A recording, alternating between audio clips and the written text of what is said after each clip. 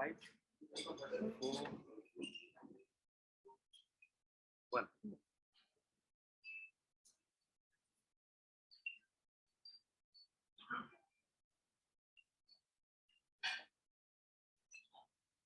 Okay, Bakshi ji, go ahead.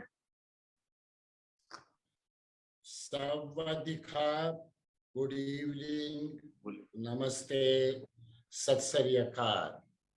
This is DK Bakshi from GKPD Thailand chapter. Right now in India, in COVID, I wish I was present at Bangkok personally, but COVID approval from WHO stops me to be there. India has crossed 1 billion doses yesterday, which is a hallmark, and India deserves praise for its such a strong vaccination program. However, India is still struggling for the Covaxin approval from WHO, which we all understand why it is not coming. Today, we are physically present in Bangkok, in Soi Yisip Song, Soi 22, Marriott Hotel, as well as on the virtual mode, to together go through that tough process of hashtag Black Day, 22nd October 1947. I would request everybody who is present in the physical mode in the hotel, as well as who are on the virtual mode from different parts of the world, please let's have silence for 2 minutes for all those Kashmiri Pandits, Sikhs who have been killed, and army personnel who have been killed since 1947 in Kashmir Valley. So may I request everybody with folded hands for a 2-minute silence, please.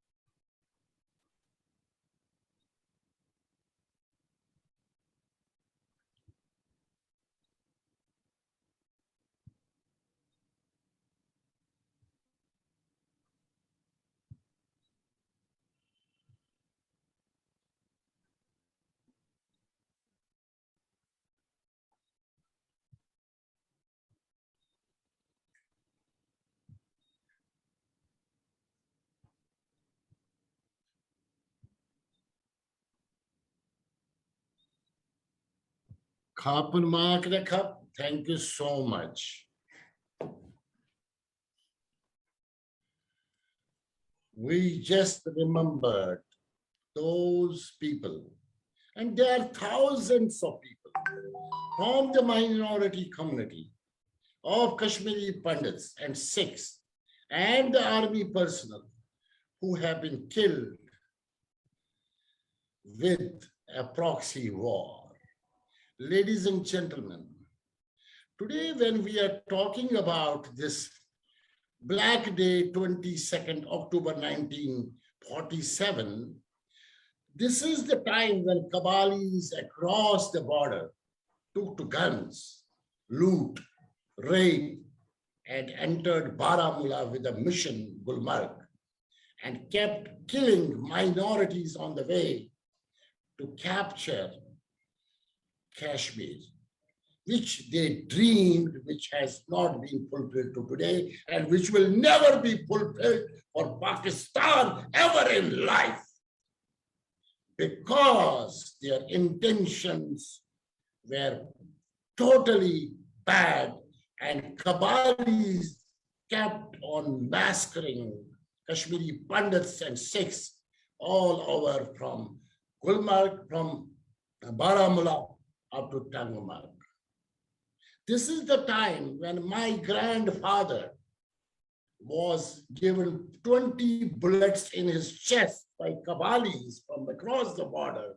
And my father, who was 16-year-old, was watching from the top of the tower along with the family members, and they just saved their life. This is the true story of Bakshi family. And it is not only Bakshi family's story.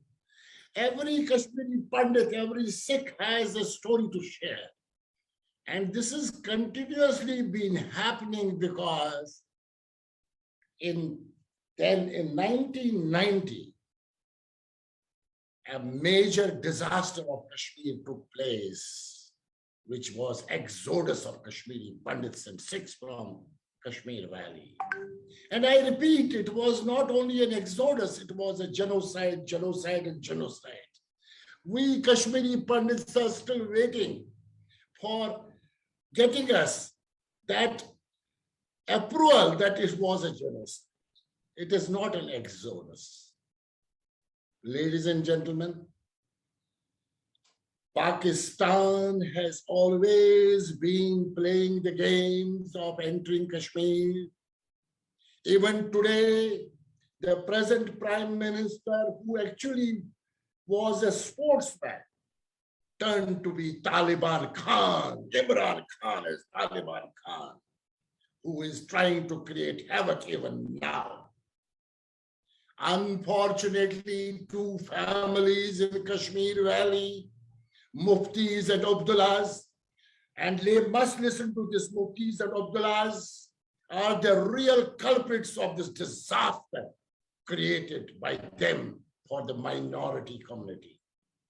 Remember Taliban Khan, Imran Khan, and Muftis and Abdullahs, Kashmiri Pandits and Sikhs will again go back to the valley one day in safe condition. Ladies and gentlemen, the story of this exodus genocide was not known to people in India and the global world. It's only since 2014, when Prime Minister Modi came to power, this story started unfolding around. And we at Global Kashmiri Pandit Diaspora GKPD have been working as a civil society, talking to the world, to the United Nations, and the people across the world, what this genocide has been. So today when I am presenting you speakers from USA, UK, Canada, Australia, and India, who are themselves the victims of this genocide. Ladies and gentlemen, this is a very painful day for each Kashmiri Pandit and a Sikh who belongs to that state, and they will narrate their stories. We have less time in hand, but within a short period of time, I would request my fellow Kashmiri Pandits, and of course, we have Kashmiri Pandit available in the audience there in the hotel, as well as we have Mr. Manjeet Singh available as representing Sikh there. Later on, they will also join us, and Khun Satish Saigal will also be talking in Thai. May I request the first speaker, Mr. Jeevan Zitshi. Mr. Jeevan Zitshi lives in California, USA. Mr. Zitshi has written 2 books on Kashmir exodus, and I would request Mr. Jeevan Zitshi to please share his thoughts and the pain and the agony he has been going through. Mr. Zevan, it's 5 a.m. in California. Thank you very much for being here. Over to you, sir. Thank you. Thank you, Mr. Bakshi. And good morning from California. It's indeed a privilege to be sharing this platform with other distinguished speakers representing global Kashmiri Pandit diaspora, GKPD, from across the globe. And thank you again, Mr. Bakshi, for organizing it and moderating this both live and virtual conference today. A spate of recent reprehensible killing of innocents in Srinagar has shocked the entire civilized world. Peace be on the souls of those innocent people. My talk today will briefly delve into the ancient history of Kashmir, the events leading from the first tribal invasion of Pakistan in 1947 till the seventh exodus of Kashmiri Pandits, which was back in 1989-1990. I'm going to read out some excerpts from a chapter on Kashmir, my ancestral home, which can be found in my book, Earth on Trial, Fighting the Visible and Invisible Enemies. This second book was released last year in the month of November. Ancient Kashmir was home to a majority Hindu and Buddhist population for thousands of years and was renowned as a center for Hindu and Buddhist learning. Islamic invaders from Central Asia took control in the 14th century. Under the Islamic rule, Hindus faced periods of persecution, resulting in mass migrations from the region roughly once a century until the late 1700s. In the early 1800s, Sikh rulers controlled the region, followed by a Hindu dynasty from the mid-1800s through 1947. Regarding the independence movement, some Kashmiris say that Kashmir was always independent, as has very correctly been narrated that this is historically incorrect. Kashmir was only independent till 1587, when the last independent ruler, Yusuf Shah Chak, was deposed and exiled by Mughal Emperor Akbar, who incorporated Kashmir into the Mughal Empire. Later, it passed under Afghan, Sikh, and Dogra rule and ultimately came under the British. Maharaja Hari Singh was only nominally independent, but like other princely states in India, the real ruler of Kashmir was the British, who had their army there. The historic region of Kashmir has a total area of 85,807 square miles and is now divided between three countries: Pakistan occupied Kashmir, and the northern areas occupied approximately 30,000 square miles. China controls about 16,000 square miles of Kashmir, while the remaining territory forms the Indian Union territories UT of Jammu and Kashmir and Ladakh. The total population of Jammu and Kashmir is 12,267,000. Muslims comprise a majority in the Kashmir Valley, while Hindus are a majority in Jammu. In Ladakh, UT, the population is 274,000. Muslims account for a slight majority with a significant Buddhist population and a smaller number of Hindus. When the princely state of Jammu and Kashmir became part of the Republic of India in 1947, shortly thereafter, Pakistani armed forces and Pashtun tribesmen invaded the area, forcing the largest Kashmiri political party to approve the accession.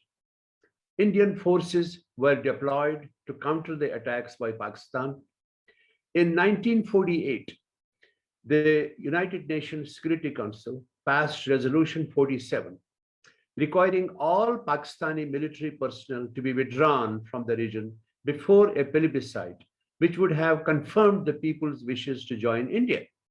Instead, Pakistan increased its military presence and no plebiscite was held. At the time of partition, the new nation state of Pakistan, a place created for Muslims, claimed that Kashmir was an unfinished task of division. The founder of Pakistan, Muhammad Ali Jinnah, he described Kashmir as an unfinished task of division. Bhutto took it further by proclaiming a 1,000-year war with India. If this was not enough, General Zia-ul Haq's doctrine of 1,000 cuts to bleed India fostered and nurtured separatism, terrorism, and fundamentalism, thus making Kashmir what it is today. Consequently, Pakistan became a player by supporting this deep-seated separatist agitation with finance, training, and alleged boots on the ground. To completely Islamize Kashmir, Pakistan was able to capitalize on this by financing, arming, and training militant groups across the border, and ethnic cleansing of the Kashmiri Pandits was undertaken on January 19, 1990. Many secular Muslims and intellectuals who did not become part of this also were killed. Pakistan's proxy war in Kashmir began in 1989, and insurgency sponsored by Pakistan's military and intelligence service engulfed the Kashmir Valley. Former Pakistani ambassador to the United States, Hussain Haqqani, said the ISI-supported jihad in Kashmir was rooted in the ideology of Pakistani Islamists, carefully nurtured for decades by the Pakistani military. Since then, thousands of civilians have been killed in militant-related violence. Alas, the beautiful valley of Kashmir became a bed of Islamic terrorism, and the campaign of intimidation and harassment worsened in the late 80s with a growing influence of the straight-laced interpretation of Islam propagated through Wahhabism. Thank you very much for listening, and Jai Hind. Thank you. Jeevan Zachi Saab, thank you so much. You have been in US fighting for the cause of Kashmiri Pandits and the minorities of Kashmir Valley. Thank you for sharing. We don't have time, so we have to be limited and short. May I request Utpal Kol, GKPD International Coordinator, to share his pain, agony of what has happened to the community. And Sir Utpal Kolji, I know all of you can talk for hours, but we have a limited time, 4 minutes, please. Thank you so much.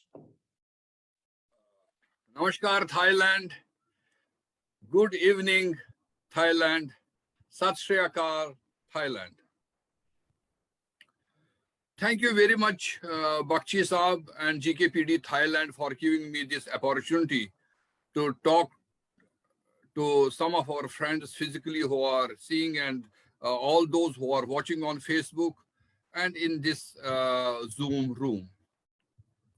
Let me tell you that state of Pakistan within 2 months decided that they will attack Kashmir, because there is a majority of Muslims living in Kashmir.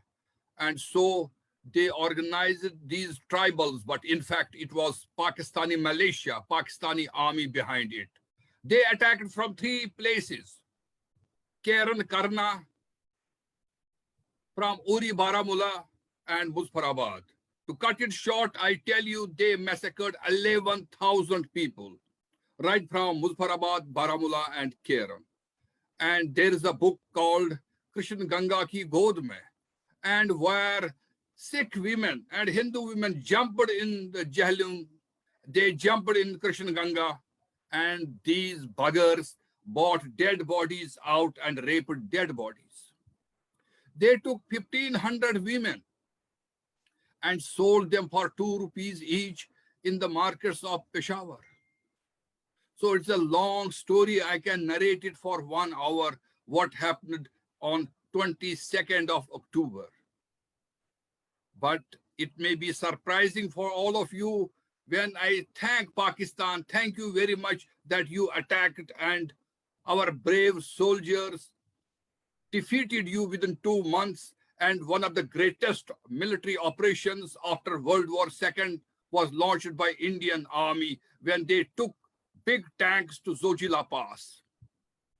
And if we would not have done ceasefire, we could have had Gilgit, Muzaffarabad, Kotli, Bhimber, and also Baltistan, because Indian forces were marching ahead. And within 4 days, Maharaja Hari Singh signed accession treaty with India.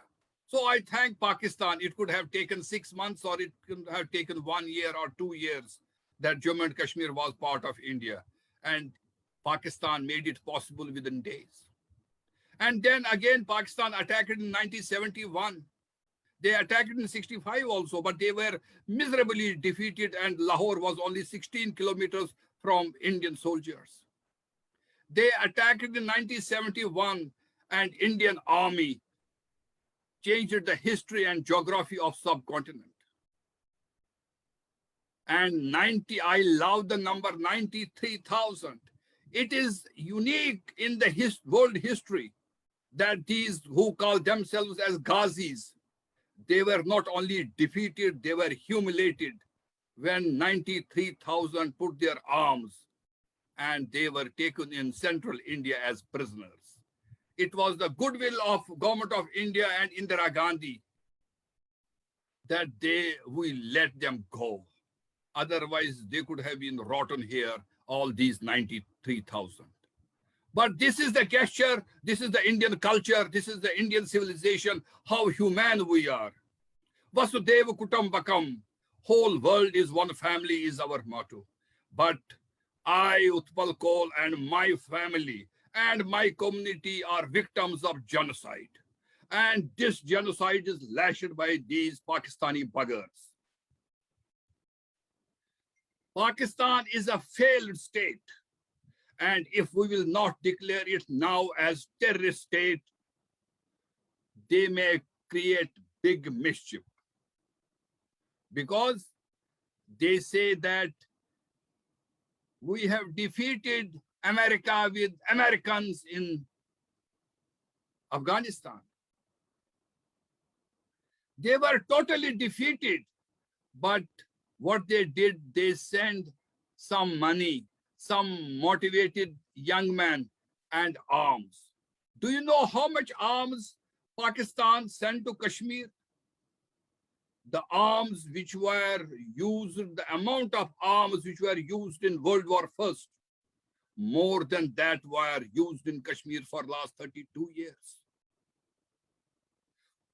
500,000 AK-47 rifles, 500,000 Kalashnikov guns, explosive materials, rocket launchers. And what happened with this?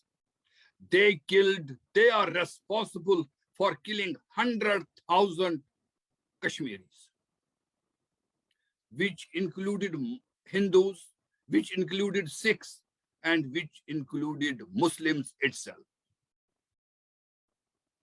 We must not forget what they did with Sikhs in Sangrampura, what they massacred even children in Vandahama, and how they killed 32 Sikhs in Sangrampura and also in Chhattis Singhpura.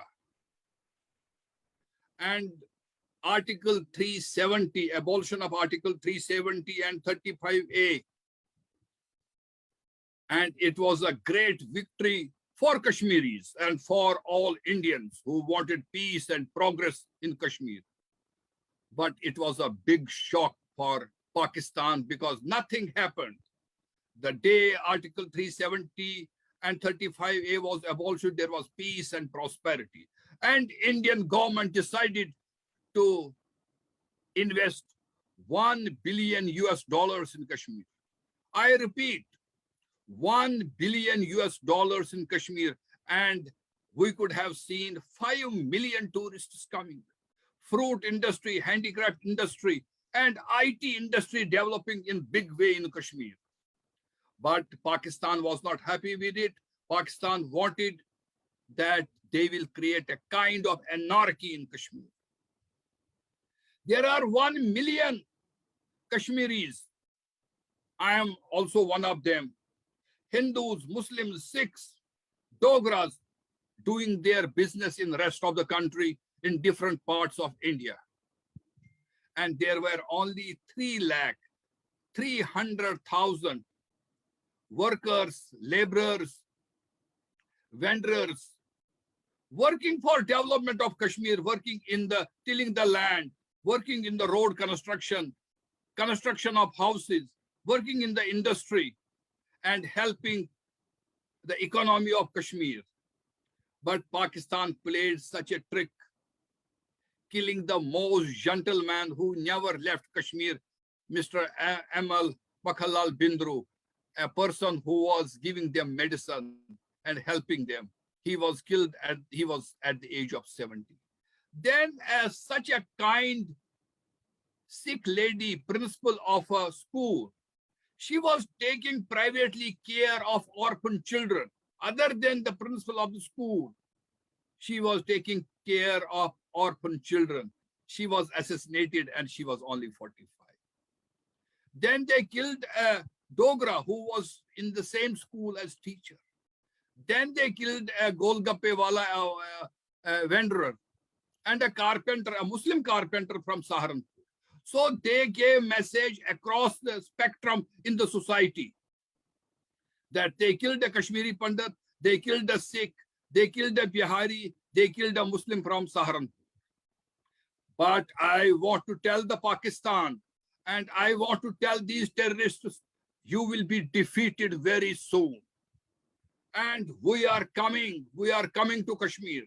Now Kashmir, for not only these 3 lakh people, Kashmir is for all Indians. Like for all Kashmiris, India is their motherland, and for all Indians, Kashmir is their motherland. They can live and they can enjoy in Kashmir. So we are going to defeat this Taliban jihadi mentality of Pakistan. Otherwise, Pakistan is definitely going to be in hell, in big mess. Thank you very much. Thank you all for giving me patient hearing. Thank you. Thank you, Utpalji. Utpalji has been into volunteerism last 40 years, and he has been regularly working for the community. And as Kashmiri Pandits, I would like to communicate to the global world, even after this genocide and exodus, we did not take to the guns. We build our future generations like our forefathers. They focused us on education. We also focused on our child education and all our children. And today, when you see Kashmiri Pandits around the world, they are great doctors, engineers, business leaders, entrepreneurs, vice chancellors, directors of IIMs, as well as well-known Bollywood actors, sportsmen in any field. Thank you, Utpalji, for your quick deliberation. May I now request Dr. Shephalika Ban Kotwal. She is the GKPD coordinator from England. Please share your thoughts and the pain and the agony. Dr. Shephalika. Thank you, Bakshiji. Good morning, good afternoon to everyone in Thailand. It's great to see you all listening to our story. Now, we have webinars every year on this very sad day, and here we are again. The reason we have these webinars is to share our story, because I firmly believe that there is a lot to learn from our history and what has happened to us for the international community and our fellow citizens of the world like you are in Thailand. Now, as Winston Churchill famously said, those who forget history are condemned to repeat it. So in our case, sadly, that has been the case. Our history has been forgotten. And every so many years, the history of genocide keeps repeating. So if there's anything from our story which you can take home or share with other people from our very, very sad story, I think that would be a lot of our job done today. So where should I begin? So I'll begin with 1947. Obviously, I wasn't born there, but Bakshiji has talked about his family and how they suffered. And like Utkarji said, 11,000 people died. And then but I can talk to you about 1990 because I was there. I was a teenager. I was living in Kashmir. And you can say a microcosm of what happened in 1947 happened in 1990, but it was no less ghastly because in 1990, unlike in 1947, we were living in a democratic, socialist, secular, democratic Republic of India, citizens of India. And overnight, on 19th January 1990, we were living ordinary lives like most of us are living at the moment, like you all are living, going about in our day-to-day routines. And suddenly, overnight, we were left homeless, and 600 people were killed just on that night, and in total, more than 1,500 people there died, and 4 lakh of refugees almost overnight. So you can say within a week, lakhs of families got displaced. Now, displaced, we went to our neighboring state, part of our state called Jammu. It's part of the same state, but it's away from Kashmir. And so if I will briefly touch on the night of January 1990, because I consider myself as a witness to that night. I was there. And the more I can share about that night, I feel that I have at least done something. And on that night, I was a teenager. I had just started medical school, and then suddenly I was watching television, and suddenly all the mosques started blaring things like, convert, die, or leave. And then this whole population, because we were a minority there, we were like 8% of the population. And we were scattered in pockets within the city. So, we were surrounded by the majority population, which seemed to work, at least at a superficial level till then. And suddenly all these people, they assembled on the roads, and you can imagine how horrifying that is, that you are alone in your home, not alone, I'm with my parents. And then this whole population descends outside, and they are having slogans like they are going to kill you or murder you. And it was reminiscent of what happened in 1947. And I remember my aunt who was with us, she said, this is exactly what happened then. Suddenly the whole population descends on me, and the next thing is that people are being killed, raped, murdered. So you can imagine the horror I encountered sitting in my home then. The next day we had no option. We just left the state because, a lot of people say, why did you leave? You should have fought. But what do you fight with? We are a very peace-loving citizen. I'm very proud to say that, that we are a very proud, peace-loving citizens of the world. And we have no weapons at home, thankfully, apart from some kitchen knives. And we could not fight this population with kitchen knives. So we had to save our life, and so we left. And you can call that cowardice, but I call it bravery because here we are 32 years later, we're still alive to tell the tale. But sadly, a lot of people died who could not escape, who were maybe living in areas where there was no escape, or they were caught unawares.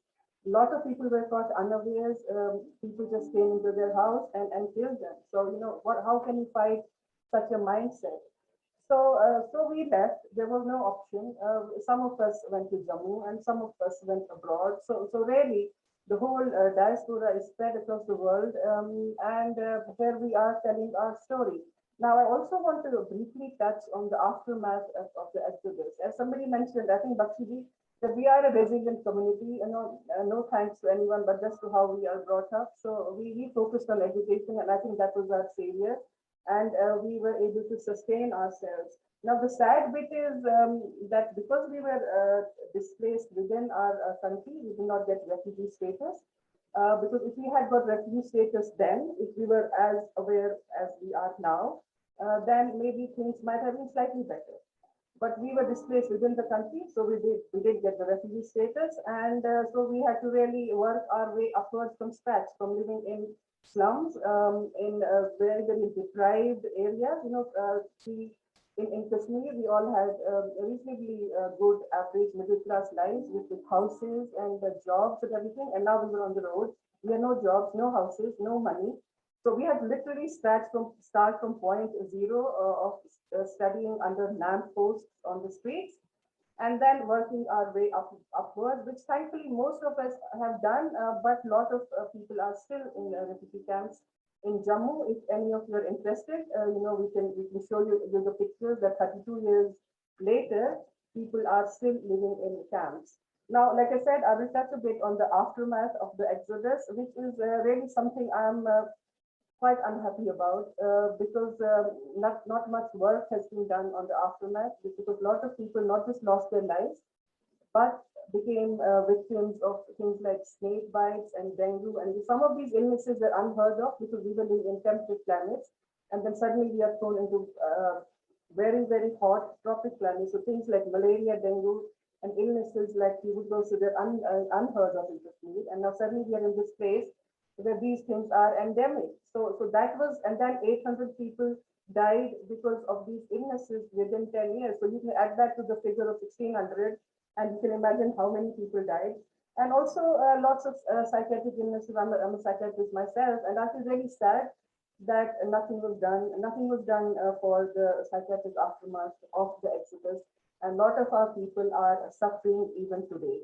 So PTSD, things like depression are still rampant in our communities. Nothing was picked up, and people are suffering 30 years later.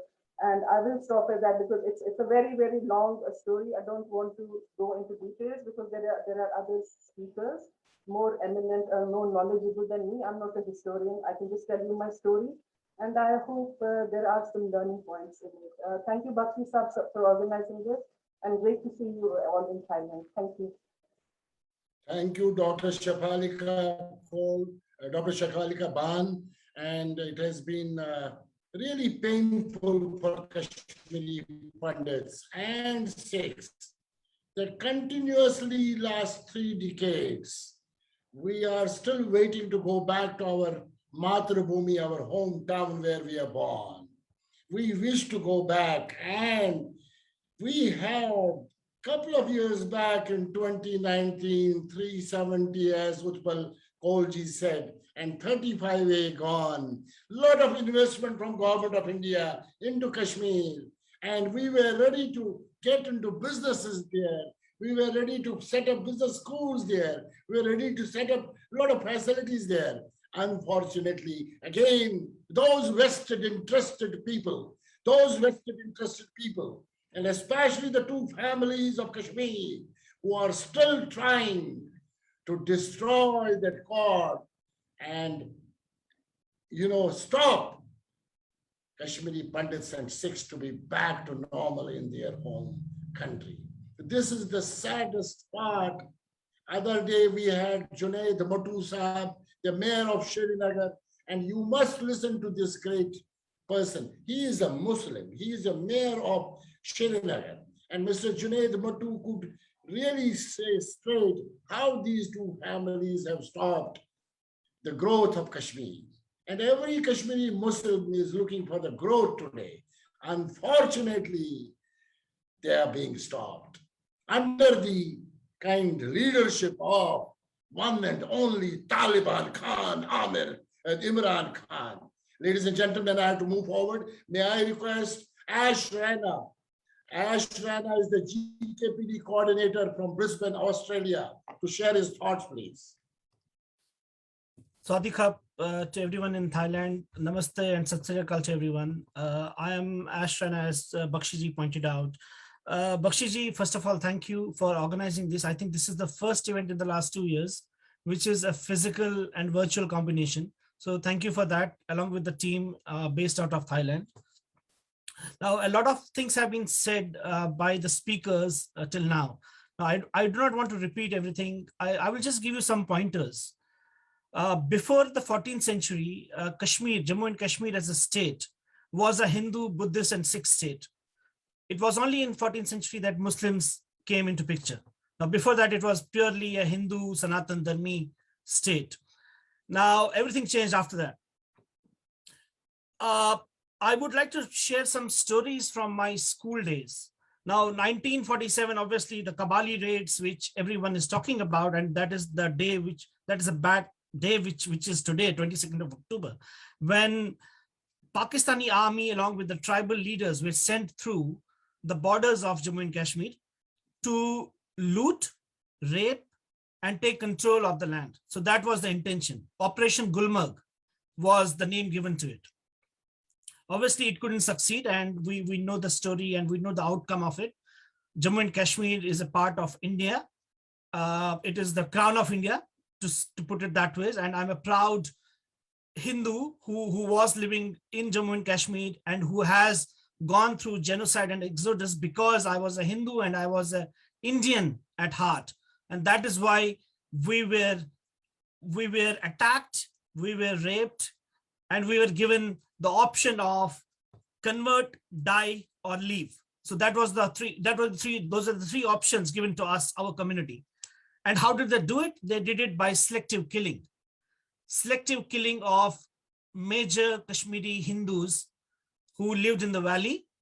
They selected one person, killed him on the road, and gave a message to all the neighbors saying, you don't belong here, so you have to leave. And then they came out with a list of Hindus who they wanted to kill. I mean, again, in this age, we're in the 21st century now. And if you are based in Thailand, I'm 100% sure that you would not agree with me that this has happened. But this has happened, all of you. This has happened. In the last 30 years, this has happened.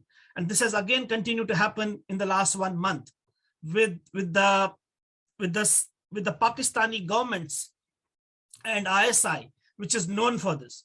Now, a couple of incidents. The government was hand in glove. The state government at that point of time was hand in glove. And as Bakshi Saab was pointing out, Farooq Abdullah and his family, Mufti Sayyid and his family, they were the families who ruled the state of Jammu and Kashmir. Now, they would change the merit list of engineering college, medical college, just to put their own people in there. Even though the list was with having 10 Hindus at the top, they would change the list, put 10 Muslims at the top. Again, it's unheard of. You cannot think of it in a democratic society, but unfortunately, this has happened. And this has been the root cause of our genocide. 500,000 people taken out from the valley, selective killing, and 7th exodus of Kashmiri Pandits happened in 1990, 19th of January, 1990. Now, I want to tell the world, through you also, who are listening to us, terrorism has no good or bad thing attached to it. Terrorism is terrorism. Now, if terrorism is stuck on India now, it tomorrow could strike anywhere else. Because we have seen what is happening in Afghanistan. And a sane mind would never think of nothing happening in Afghanistan or Pakistan in the next 5 or 10 years. They will wreak havoc in that part of the world. And from one place to the other, they want to have their own Sharia law, which is going to ruin the world. Now, I'm sad, I'm angry, I'm dejected with all this, but I am proud. I'm proud of the roots which I come from the Kashmiri Pandit roots, Kashmiri Hindu roots, which I come from the seat of learning, which was Jammu and Kashmir. I leave it at that so that others can speak too. In the end, I would like to request all of you with folded hands. So out of this meeting, when you go out of this room from Hilton, if you can educate 1 or 2 people in your network about our story, about our genocide, I think that will be the greatest of the actions which we would expect from all of you. With that in my mind, thanks a ton, everyone. Thank you, Ash Rana, a great volunteer. Ladies and gentlemen, all those speakers who are right now speaking on behalf of GKPD, they are great professionals. They are great professionals around the world, and they have made an impact in the professional capability only because of education. At the same time, they are the volunteers of Global Kashmiri Pandit Diaspora, which is around the world and spreading the message of our genocide. May I now go to Vidya Bhushan Dar, and the Kashmiri Pandit, who is the chapter head for Canada, Toronto. He comes from Toronto. Vidya Bhushan Dar, please go ahead.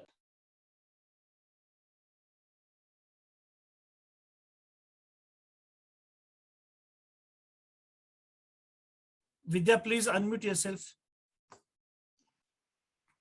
Am I audible now? Namaskar and Swadikap to all my Thai friends who gave us this platform to look back into the time and remember those who lost their lives on today's day 74 years ago to the evil plans of just delivered rogue nation. Bakshiji, thank you so much for giving me this opportunity. Friends, India and Indians all over the world observe 22nd October as Black Day to mark the 1947 invasion of Jammu and Kashmir by Pakistani raiders, supported by the army. Yes, friends, Pakistan, a newborn, forcibly delivered nation, still drenched in its amniotic fluids and just severed umbilical cord, still hanging, a rogue nation was born, which invaded Kashmir on October 22nd, 1947. Codenamed Operation Gulmarg, members of Pakistani armed forces under the command of Major Khurshid Anwar attacked Kashmir with the aim of total annihilation of non-Muslims in the region. Pakistani journalist Zahid Chaudhry in his book writes that between October 22nd and October 25th, Pakistani forces and invaders murdered 5,000 people and kidnapped 1,600 women belonging to a minority community. They looted the riches of Kashmir, raped the women, killed the men, and left a trail of destruction all around. According to an estimate, 35,000 Kashmiri Hindus and Sikhs were killed by Pakistani soldiers and tribals under their command. Kashmiris of all faith resisted this invasion. Many fought and died, including 19-year-old Maqbool Sherwani, whose courage was unparalleled. Friends, Raiders in Kashmir, a book written by retired Pakistani Army Major General Muhammad Akbar Khan, who took over the reins of this war from Major Khurshid Anwar, documents Pakistan's hand behind the aggression, as he clearly states in his book that Pakistan played the role of an aggressor. We are living in the 21st century. In present day, globally connected world, it's a battle of narrative. For a very long time, mainstream Indian regime has not seen the need to play its narrative the correct way. Or probably it was part of the cancel culture and whitewash history topped with appeasement policy to speak the truth of naming and shaming the villains of peace. The villains of the peace were, of course, the Pakistani leadership and the Pakistani deep state. The story of Pakistan's inhuman activities started from this date. Baramulla, for example, a rich provincial capital. General Akbar Khan in his book talks about how a population of 11,000 people, 11,000 innocent souls was reduced to 3,000 in a 48-hour spree. The casualties were mainly Hindus and Sikhs. And gentlemen, ladies and gentlemen, rape was used as a war tool. Friends, tens of thousands of civilians lost their lives in this 15-month-long war, but it sowed seeds for the next war in 1965, followed by a war in 1971, where the Pakistani forces sharpened their war tool further, rape of hundreds of thousands of Bangladeshi women. The period between 1989 to today's 2021, 32 years of proxy war, 1999 Kargil war, and hundreds of cross-border infiltration, terror attacks, civilian bombings, and numerous hijackings. Pakistan still occupies the part of pristine land of Kashmir. The atrocities in Pakistan-occupied Kashmir continue. The proxy war in India still continues. That Pak stooges are again recreating the happenings of 1990, where another genocide was inflicted on the original Aborigines of Kashmiri, the Kashmiri Pandits. Invasion by Pakistan in Kashmir was one of the first ethnic cleansing carried out by Pakistan. They did it again in 1971 in Bangladesh. They're doing it on Balochis. They're doing it on minorities, reducing them to non-existence over a period of time. They are now doing it again in Afghanistan. As we remember the brave Kashmiris who lost their lives to Pakistani support of terrorism, the world must stop Pakistan from committing any more genocide. When is the world order and the United Nations taking cognizance of what Pakistan has been doing from the day it was created? It is a known fact that Pakistan has become the terror factory of the world. any terror event anywhere in the world has direct or indirect connections with Pakistan. World at large should remember where the world's most wanted terrorist Osama bin Laden was found. The Financial Action Task Force has maintained Pakistan on its grey list once again. And all I can say is that shame on FATF.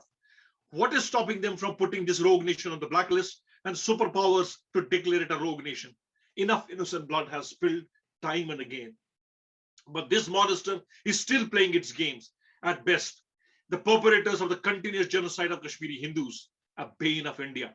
Ladies and gentlemen, the eminent speakers on this panel spoke about 7 exoduses. Currently, the 8th exodus is happening. Kashmiri Hindus are being killed. Hindus from other regions are being killed. Sikhs are being killed. This platform should take our voice to the United Nations and make Pakistan pay for its support to terrorism. I close my eyes and pay homage to those innocent souls who lost their lives on this fateful day. Jai Hind, Vande Mataram. Thank you very much. You can see the agony and pain of all these speakers who have been the victims of this genocide. Remember a lady being raped in front of her husband and her body being cut into pieces, and the people from the other community opening the zip and pissing on the body. This has been the disaster of our community. When you remember this, when you hear about such stories, as I said, each minority has a story to share. A Kashmiri Pandit or a Sikh. When you meet a lady who is living in Delhi, her husband, when the militants came to the house and they left because they said her husband is not there. But the neighborhood said, no, he is there at the top attic, and he went into a drum of rice and he was given bullets into the drum itself, and he was murdered into the rice, bucket. And his wife was asked to cook that rice and eat it. This has been the process of disaster, genocide. When my fellow colleagues are asking and requesting United Nations to declare genocide, we are waiting for this. We are certainly grateful to Government of India.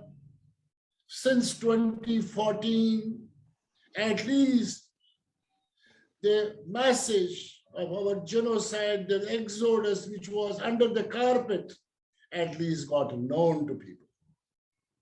At least some of the media channels could support and give us opportunity to share our agony and pain. And of course, now social media is quite active. I am now requesting GKPD's youth wing lady, she is 19-year-old, Vanshika Bhatt. Vanshika is 19-year-old. She has never gone to Kashmir. She has never visited her hometown. She belongs to the DNA she is carrying in the body, the blood she is carrying from the Kashmir Valley. And she has never seen Kashmir Valley. Same is the case, my children have never seen Kashmir Valley. May I request Vanshika to share her thoughts, her agony, and what she knows about Kashmir. Over to Vanshika. Namaskar to all. A very warm good evening from India to everyone present here. My name is Vanshika Bhatt, and as said by Bakshi sir, I am 19 years old and a student of University of Delhi. I was born in Jammu but brought up by my parents in Ghaziabad, Uttar Pradesh. So basically I was born after Exodus, and it's a very unfortunate thing for me that I haven't been to my homeland, my Kashmir yet. I personally haven't experienced or seen the migration and ethnic cleansing of our community way back in 90s, but I have heard about the same from my parents, my grandparents, and other elderly family members who have been the witnesses of the tragic time period. It gives me immense pain and fills me up with tears and sorrow while saying that things haven't changed yet in the valley. Things are the same.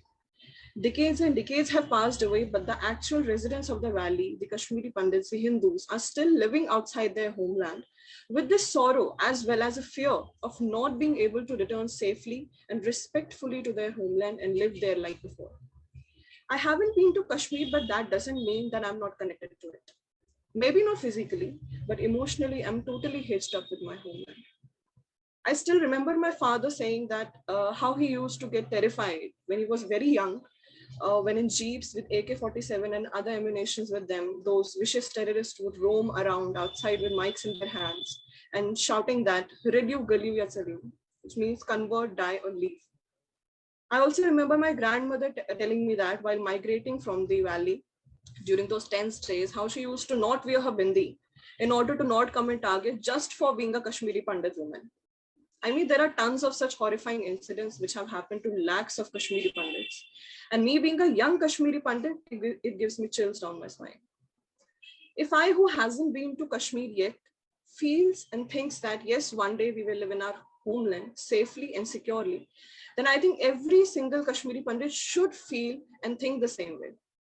The fire of returning back to Kashmir should always and always be alive in our hearts, no matter what we are doing right now or in which part of the world we are settled now.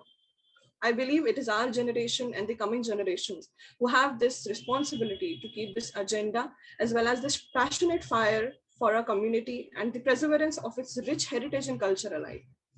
And this thought of mine, this very thought of mine, always, every day motivates me to be there in my Kashmir. Thank you so much for listening me. And thank you so much, Bakshi sir, for having me today here and letting me share my feelings with you all, the feelings of a young Kashmiri Pandit with everyone. Thank you so much for listening me. Namaskar, Vande Mataram, Bharat Mata Ki Jai. Vanshika is our youth coordinator for GKPD International.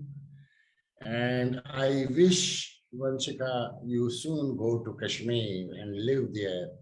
And I can see your pain from your fathers, your parents and grandfathers and grandparents. Now let me go to the physical people present in the audience at Marriott Soy Song, Soy 22 Sukhumvit. May I request Rohit Kachru, a Kashmiri Pandit living in Bangkok last 7 years. Please come to the dais. His family has also gone through pain. Please share your thoughts. Mr. Rohit Kachru, please come to the dais, please. Rohit Kachru, sir? Yes, sir.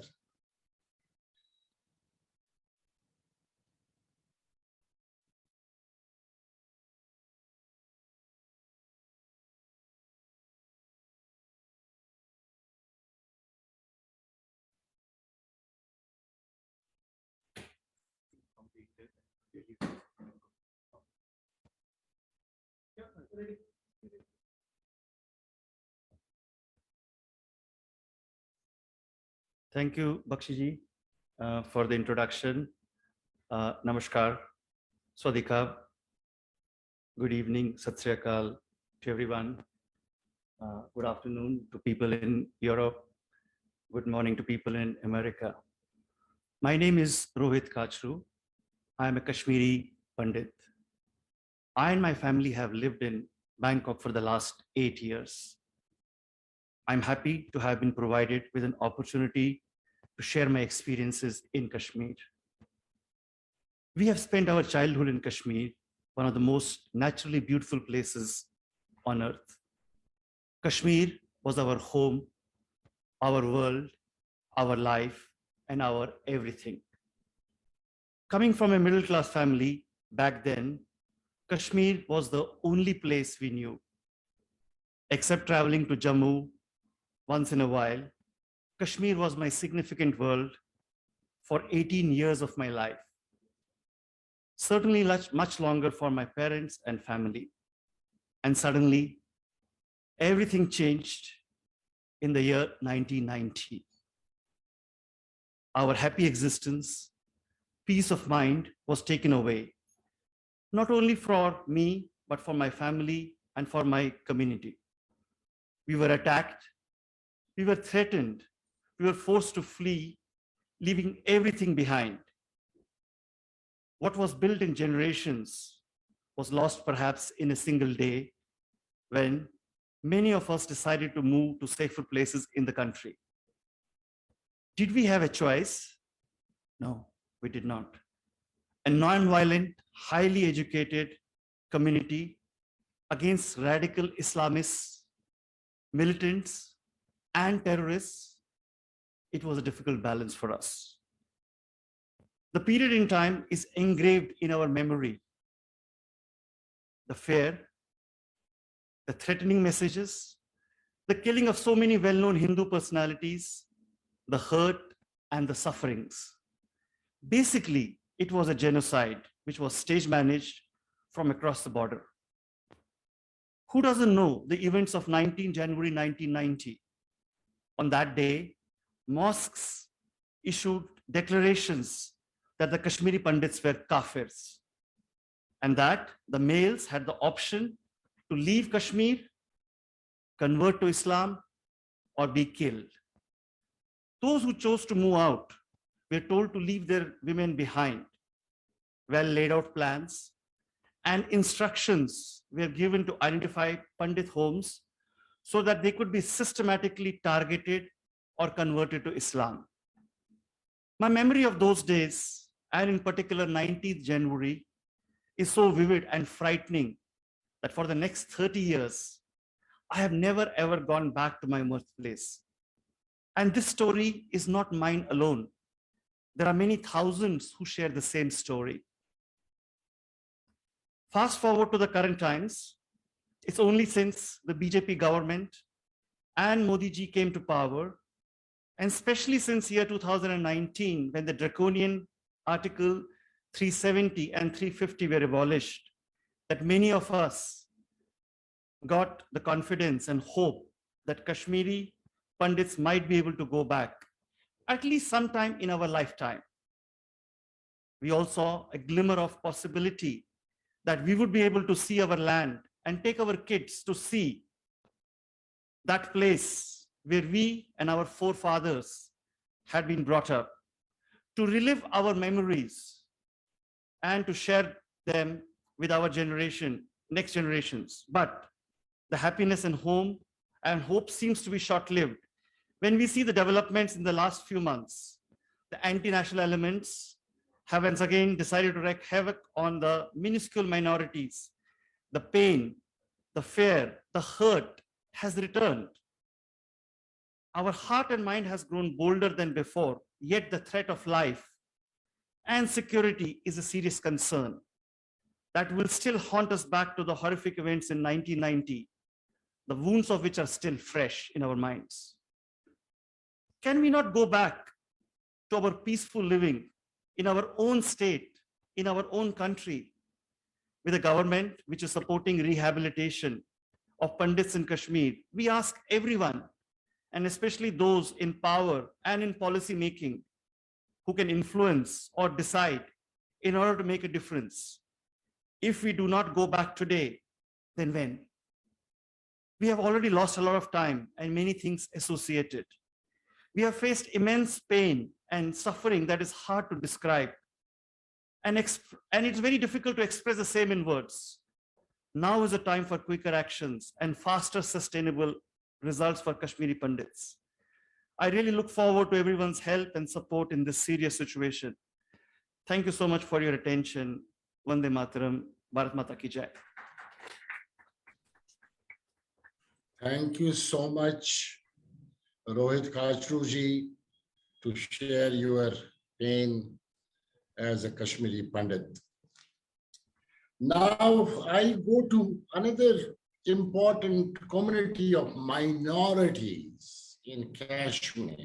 And we have been talking that this exodus, this genocide is not only of Kashmiri Pandits, but our own Sikh community. I am now requesting Sardar Manjeet Singh Ji, past president of our Gurdwara, Pohorat, Bangkok, who represents the Sikh community of Thailand, to please come to the dais. Sardar Manjeet Singh Saab, Aye sir, please come to the dais. And I am really thankful to you that you decided to be here, and over to you, sir. Waheguru ji ਕਾ ਖਾਲਸਾ ਵਾਹਿਗੁਰੂ ਜੀ ਕੀ ਫਤਿਹ ਸਵਾਦੀครับ I am as a representative of the Sikh community in Thailand. After hearing all of the speakers, I come to the very conclusion that our Guruji, the ninth Guru of the Sikh, had decided rightly to protect the Kashmiri Pandits, because our Guruji never ever asked us to betray the truth. If you follow the path of the truth, you need not to be scared of anyone. If, as you told, the Pakistanis are sponsoring all this terrorism, I have heard a number of times. My father has been telling me about agony and distress during the partition. I just understand how dreadful, how treacherous it was that.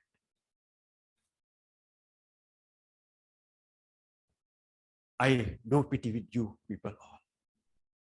And as a Sikh community, I pledge to be with you always. Ladies and gentlemen, it has been my privilege to be here. In the year 1947, Kashmiri Pandit as well as Sikh become the victims of terrorism, vandalism, and atrocities. Our people were brutally attacked, raped, and murdered. Again, in the year 1990, we have been done so repeatedly. May I ask you one question? Why should we always take a slap again and again? Do not we have courage enough? I have been taught during my days that a coward died many times before his death. So need not be a coward. I know that they are not fighting face to face, because had they been fighting face to face, they would have been defeated long time back. But remember one fact also, they have just got a booster. What booster? The Taliban. The victory of Afghanistan by Taliban is give a booster to Imran Khan. What do you say, Taliban Khan? Be careful, he got a booster. And they are energetic now, and they will try the level best to put us to subdue us. And this was just a simple example that they are doing. Our principal has been killed, a Sikh principal. I do pity with them. I do pity with her very bereaved family. And as I have been told that she run an orphan also. How can they be so inhuman? My Guruji asked me always to be human before you realize to being a Sikh. Before being a Sikh, be a human first. I stand by you, all the Kashmiri Pandit. I stand by all the Sikh family and all other minorities. And I am really, really very sorry for the bereaved family. Thank you very much. Vaheguru Ji Ka Khalsa, Vaheguru Ji Ki Fateh. Vande Mataram. Vaheguru Ji Ka Khalsa, Vaheguru Ji Ki Fateh. Khapun Maak na khap, Phun Manjeet na khap, Khapun khap. Ladies and gentlemen, this pain and agony shared by speakers already, whether Kashmiri Pandit or Sikh, the minorities of Kashmir, still living in exile in the country, as well as in the global world at various places, focusing on building the future generation. You could see Vanishka Bhatt. This youth will take this forward. we have short life now, another 20, 25 years, but we will, and we will go back to our hometown. That is what Utpal Kaulji always says. Hum aa rahe hain, we are coming back to Kashmir Valley. Ladies and gentlemen, with us, we have someone who is a very respected gentleman, a man of excellence. I have personally worked with him as Secretary General of India Thai Business Association, Kun Satish Saigal, the President of India Thai Business Association. And when we worked together for near about 10 to 12 years, he has been driving it very strongly, and he has been a great Indian. And I would request Kun Satish Saigal to please share his thoughts. And Mr. Satish Saigal is going to be speaking in Thai. 60 years in Thailand, and he has been the advisor to almost 6 commerce and industry ministers of Kingdom of Thailand.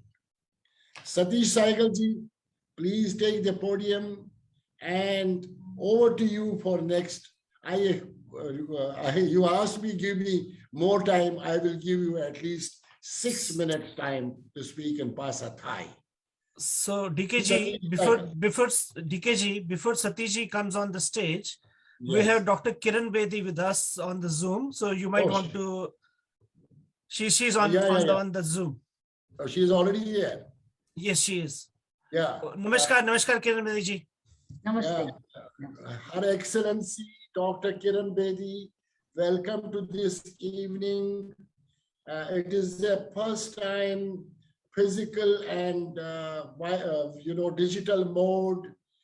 We are celebrating, rather we are focusing on our hashtag Black Day, 22nd October 1947, when the genocide of Kashmiri Pandits and Sikh community started.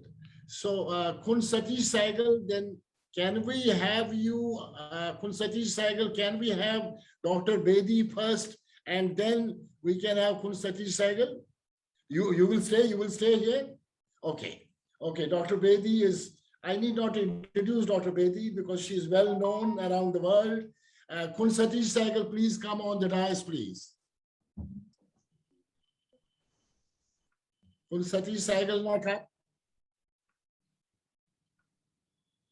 As I said, he is the only Indian in Thailand who has been the advisor to ministers of commerce and industries, 6 ministers of commerce and industry.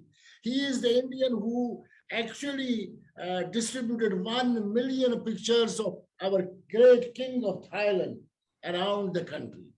Kun Satish Saigal, as president of India Thai Business Association, has been taking up issues of India and Thailand together. And I had the honor of working with him as a Secretary General for near about 10 to 12 years time.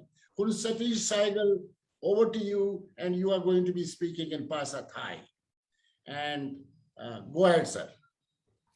DK, I thought Shri Kiran Bedi was going, since she's online at the moment. I can wait. I'd love to hear Shri Kiran Bedi. She visited Thailand a few years ago, and I feel a privilege to hear her. I am a great admirer of Shri Kiran Bedi, so I'd very much like, may I suggest that we listen to Shri Kiran Bedi before I present my views? I'll be happy to hear him first. I think you go ahead, Satish Saigal, you go ahead, and then we'll have Dr. Kiran Bedi, and that is better because that is the format. Okay. Go ahead, Satish Saigal. Go ahead.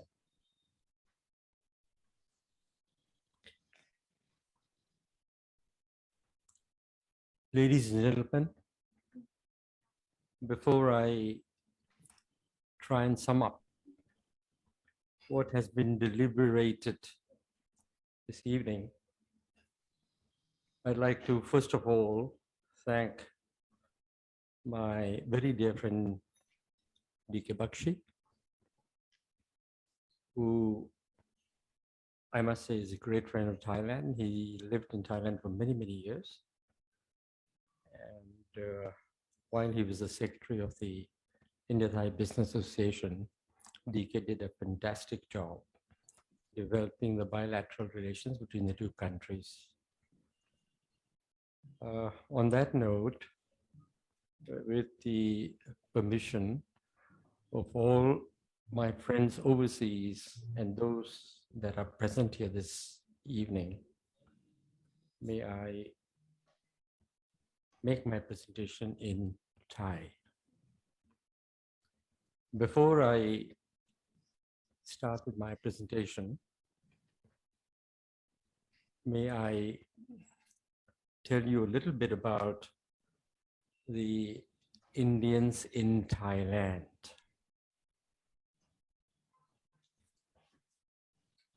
Whereas the Kashmiri Pandits went through a very difficult period,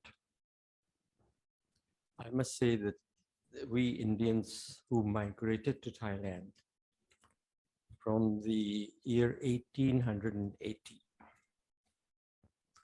we were very fortunate that we as refugees were accepted by the magnanimous people of Thailand. We have lived in peace in this country for over 100 years. We are grateful to His Majesty the King, Rama the 9th, Rama the 10th, and we owe to the people of this country.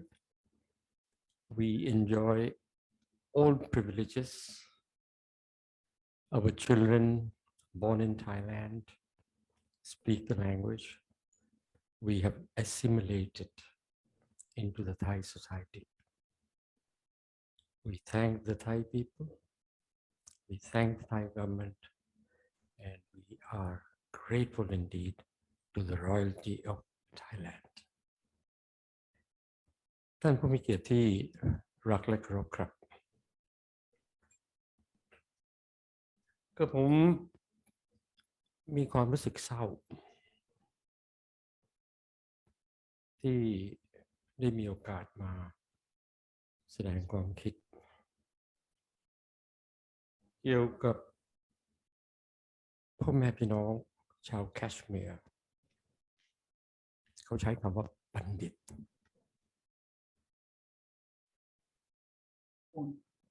ผมศึกษาประวัติศาสตร์มาได้รับการศึกษาในประเทศอินเดียที่มหาวิทยาลัยเดลีและช่วงที่เป็นนักศึกษาที่มหาวิทยาลัยเดลีก็ได้มีโอกาสศึกษาประวัติศาสตร์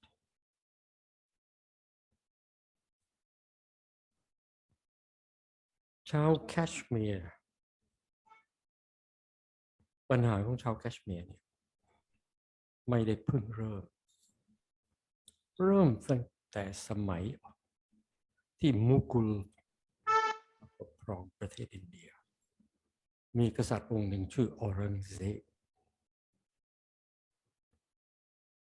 ตั้งแต่ออรังเซบเข้ามาปกครองประเทศอินเดียมีการทำลายเผ่าพันธุ์ทั่วประเทศ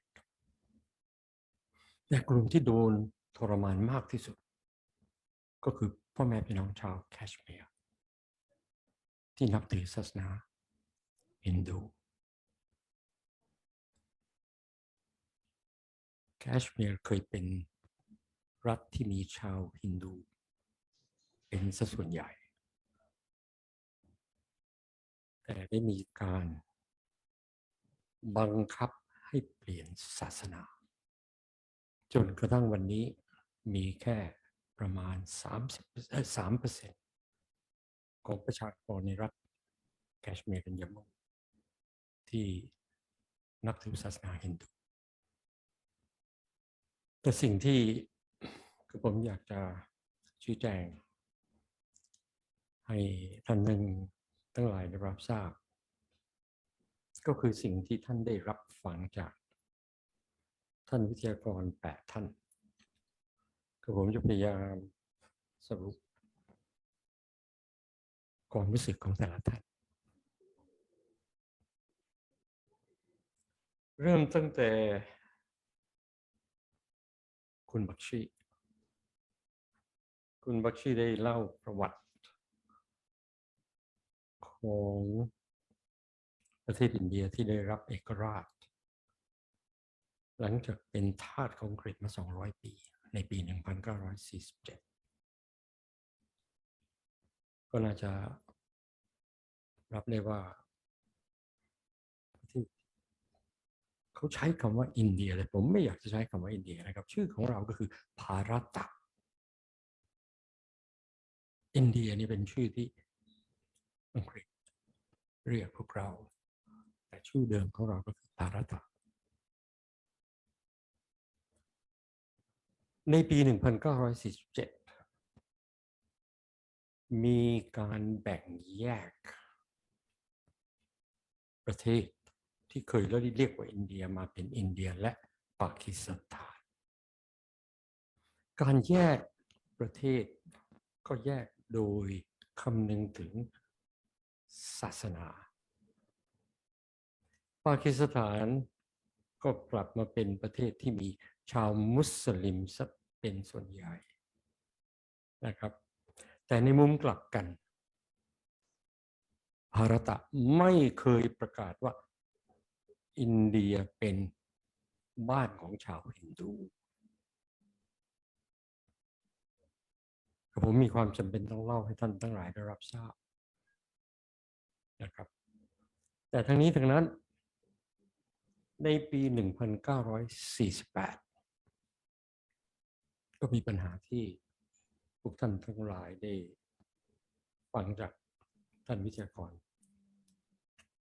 ที่ได้กล่าวถึงสิ่งที่ท่านได้พบสิ่งที่ท่านได้เห็นและสิ่งที่เกิดขึ้นกับท่านในปี 1948 ประเทศปากีสถาน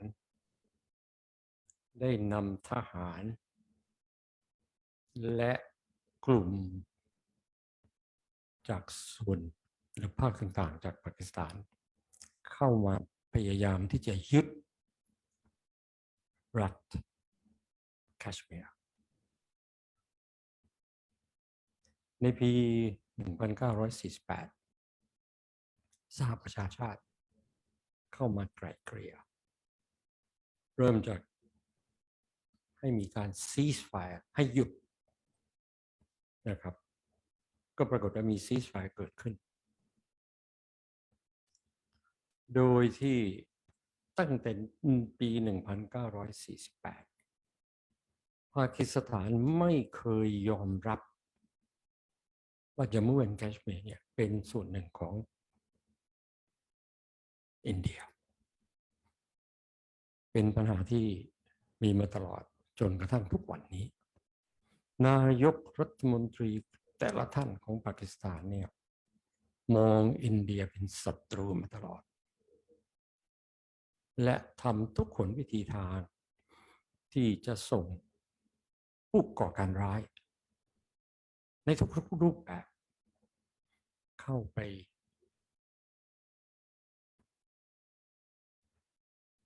ทำทุกอย่างกับประชากรส่วนน้อยเราใช้คำว่า minority ก็คือ Kashmiri Pandit ท่านได้รับฟังจากท่านวิทยากรว่าได้มีการล้างเผ่าพันธุ์เป็นเรื่องจริงครับเป็นจำนวนหมื่นที่เสียชีวิตอพยพไม่เหมือนพวกเรานะครับที่อพยพจากภารตะมาอาศัยแผ่นดินไทยอยู่คนกลุ่มนี้ได้โดนขู่ได้ฆ่าสุภาพสตรีโดนท นะครับ วันนี้พ่อแม่พี่น้องโดยเฉพาะ Kashmiri Brahmins หรือที่เราใช้คำว่า Kashmiri Pandits อยากจะกลับบ้านอยากจะกลับถิ่นที่เขาเคยบรรพบุรุษเขาเคยอาศัยอยู่ผมเคยคุยกับหลายท่านรัฐบาลใต้การปกครองของนายกโมดีก็ได้มีการกระทำหลายอย่างที่จะคืนสิทธิพื้นฐานของพวกท่านทั้งหลายฉะไหนท่านยังไม่กลับคำตอบที่ผมได้รับท่านยังกลัวท่านไม่กล้า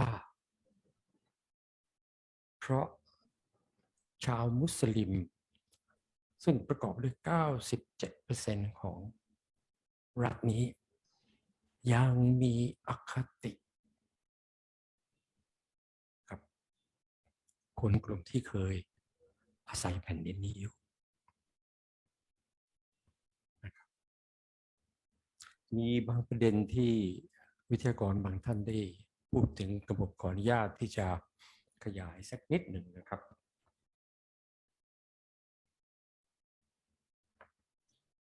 ท่านบอกว่ามีการฆ่าในปี 1990 จริงๆการฆ่าเนี่ยมันไม่ใช่เพิ่งเกิดขึ้นในปี 1990 นะครับมีมาตลอดตั้งแต่ปี 1948 แต่ช่วงปี 1990 เนี่ยเป็นช่วงที่เขาใช้คำว่า mass exodus โดนบังคับโดนขู่โดนฆ่าจนกระทั่งคนกลุ่มนี้ไม่มีทางเลือกทิ้งบ้านทิ้งเมืองภายใน 24 ชั่วโมงท่านไม่สามารถเอาอะไรทั้งสิ้นเนี่ยขึ้นรถที่ไหนได้ท่านก็ไปขึ้นรถไฟท่านก็ไปบางคนนี่เดินเป็นร้อยๆกิโลก็จะหาพาหนะที่อพยพนะครับเป็นเรื่องที่น่าเศร้านะครับ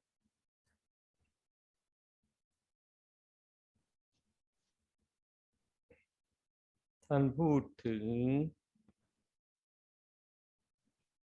เผ่าต่างๆนะฮะก็มีพวก Brahmins เราใช้คำว่า minority ก็คือกลุ่มน้อยมี Brahmins มี Sikh มี Dogra กลุ่มที่เราใช้คำว่ามี Buddhist แถวละดากนี่ Buddhist ทั้งนั้นเลยนะครับ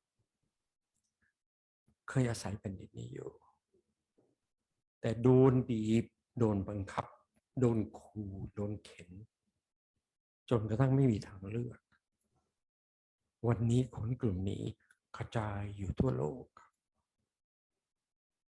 ไม่ได้เต็มใจไปที่ไหนเลยนะครับไม่มีทางเลือกเป็นกลุ่มที่น่าสงสารก็ผมถามอยู่ตลอดและสหประชาชาติแชมเปี้ยนของ democracy freedom of the right to live ท่านหายไปไหนซีเรียมีปัญหาท่านร้องท่านพูดแต่สำหรับ Kashmiri Pandit เนี่ยนอกจากท่านจัดเรื่อง ceasefire เนี่ยท่านไม่เห็นเคยทำอะไรนะครับผมอยากจะขอบคุณรัฐบาลท่านโมดีท่านนำปัญหานี้มาให้ประชาชนทั่วโลกได้รับทราบว่าคนกลุ่มหนึ่งที่เคยอยู่ในรัฐแคชเมียร์รัฐจัมมูแอนด์แคชเมียร์เนี่ยวันนี้อยากจะกลับบ้าน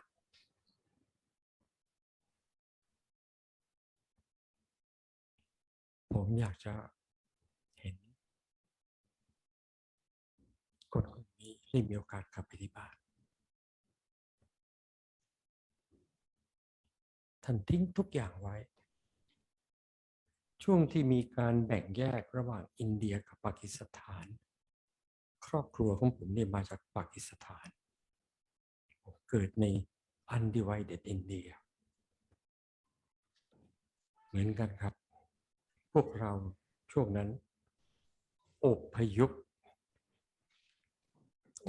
แต่ครอบครัวของผมอพยพจากอินเดียมาประเทศไทยนะครับแต่ญาติพี่น้องของผมจำนวนไม่น้อยอพยพจากอินเดียไปที่อพยพจากปากีสถานไปประเทศอินเดียแต่รัฐบาลอินเดียได้มี compensation package ท่านทิ้งบ้านอยู่ที่ปากีสถานพอท่านอพยพมาที่อินเดียรัฐบาลก็ชดเชยหาที่ให้ท่านอยู่ช่วงแรกก็มี refugee camp นะครับในแคชเมียร์ก็มีปัญหาแบบเดียวกันรัฐบาลพอเห็นว่ามีการทรมานมีการข่มขู่ก็มีพวก refugee camps เกิดขึ้นแต่ชีวิตใน refugee camp เนี่ยเป็นชีวิตที่น่าสงสารคนส่วนใหญ่ก็เลือกที่จะไม่อยู่ใน refugee camp เดินทางออกไปแต่ละจังหวัดในประเทศอินเดียนะครับ คุณสตีชนะครับथोड़ा सा just another ประวั 1 ติศา minute สตร์ไม่เคยจารึกความเป็นจริงโดยเฉพาะสื่อตะวันตกท่านไม่เคยพูดถึงสภาพของ Kashmiri Brahmins นะครับพอถามถึงท่านก็บอกว่าท่านเป็นกลางแต่ท่านกลางท่านจะซ้ายมากกว่าหรือขวามากกว่าแต่ท่านไม่เป็นกลางพอทางคุณบักชีแจ้งให้ผมทราบว่าท่านกำลังจัดเสวนาแล้วถามผมว่าผมพร้อมไหมผมบอกท่านทันทีว่าผมเองเนี่ยเคยสมัยที่ผมเป็นนักศึกษาอยู่ที่ประเทศอินเดียได้เห็นความเจ็บปวดของ Kashmiri Brahmins ผมอยากจะมีส่วนในการกระจายความรู้ความจริงให้กับโลกนี้ได้ทราบว่าคนกลุ่มนี้ได้ทรมานได้มีความทุกข์แล้ววันนี้ Kashmiri Pandit อยากจะกลับไปถิ่นที่อยู่ของเขาผมหวังว่าสักวันนี้ในช่วงไม่ช้าคนกลุ่มนี้ที่โดนทุกข์โดนทรมานเสียญาติพี่น้องเป็นจำนวนหลายหมื่นจะมีโอกาสที่กลับไปถิ่นที่อยู่ของเขาสวัสดีครับขอบคุณมากนะครับคุณสตีชไซเกิลนะครับ you have always been a great spokesman for our Indian and Thai community in Thailand and you will require a lot of time to speak I know but with the time you could at least finish well in time.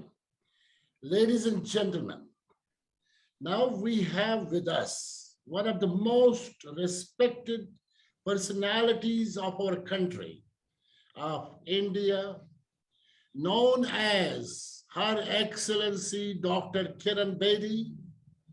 She is known as one of the most trusted persons in the country. Couple of times, there has been nomination in the country to nominate the most trusted personalities of India. And ladies and gentlemen, all the 3 times, whenever this was done in the country, her name was always there among top 3. And I wish to tell you who are the other 2. Other 2 is our great President of India, Dr. Abdul Kalam, and Infosys Chairman, Mr. Narayan Murthy. And Dr. Bedi has been consistently known as the most trusted personalities of the country. She has been the first IPS officer of the country, ladies, and she has been known for her devotion, dedication, commitment towards policing, and policing in a right way. She is a firm believer of developing leaders, creating benchmarks, and never afraid of taking certain decisions which are in the interest of the discipline. People called her Crane Bedi when she had that kind of galore and the guts, even to challenge the car of Prime Minister Indira Gandhi because it was not parked properly, and she put up a crane and picked it up. And the next day the headlines came, Crane Bedi. And the people in the police force used to get shit scared of her. And when you watch her movie called, which is made by an Australian, Yes, Madam Sir. Earlier she was called as a girl, then she became Madam, and finally she became Sir.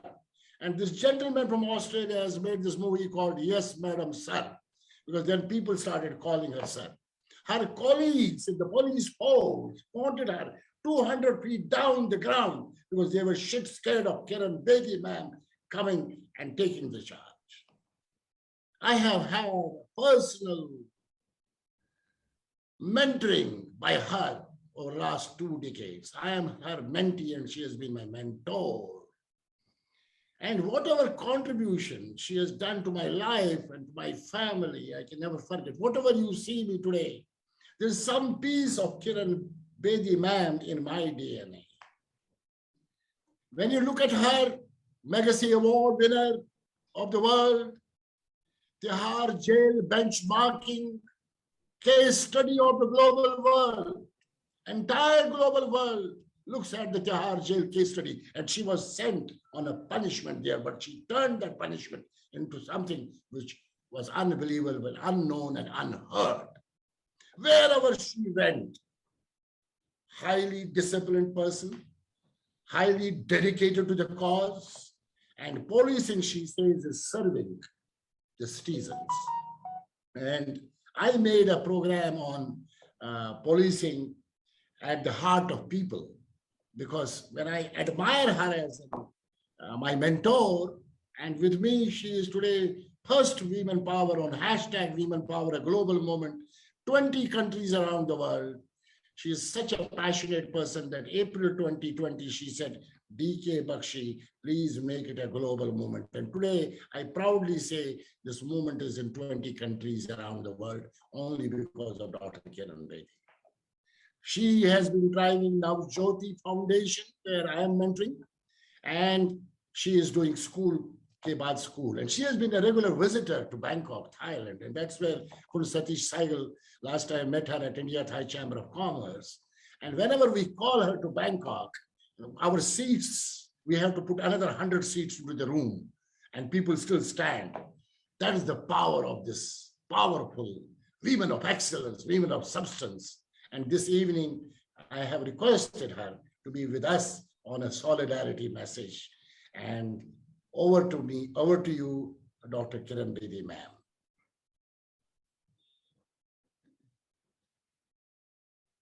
Thank you, Bakshi Saab.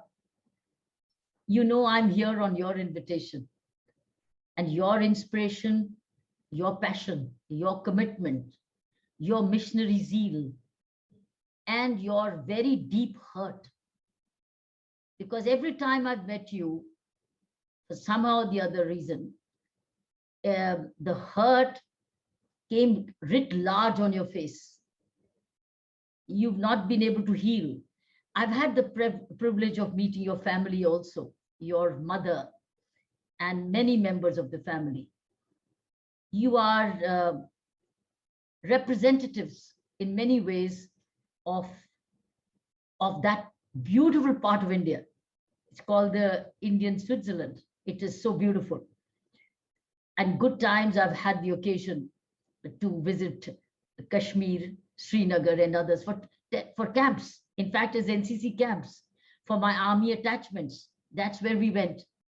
It was most beautiful. And when I remember when I used to fly over that place, and having had an occasion to visit Switzerland, I saw that this is my most better than nowhere else. It's the most beautiful part of the world.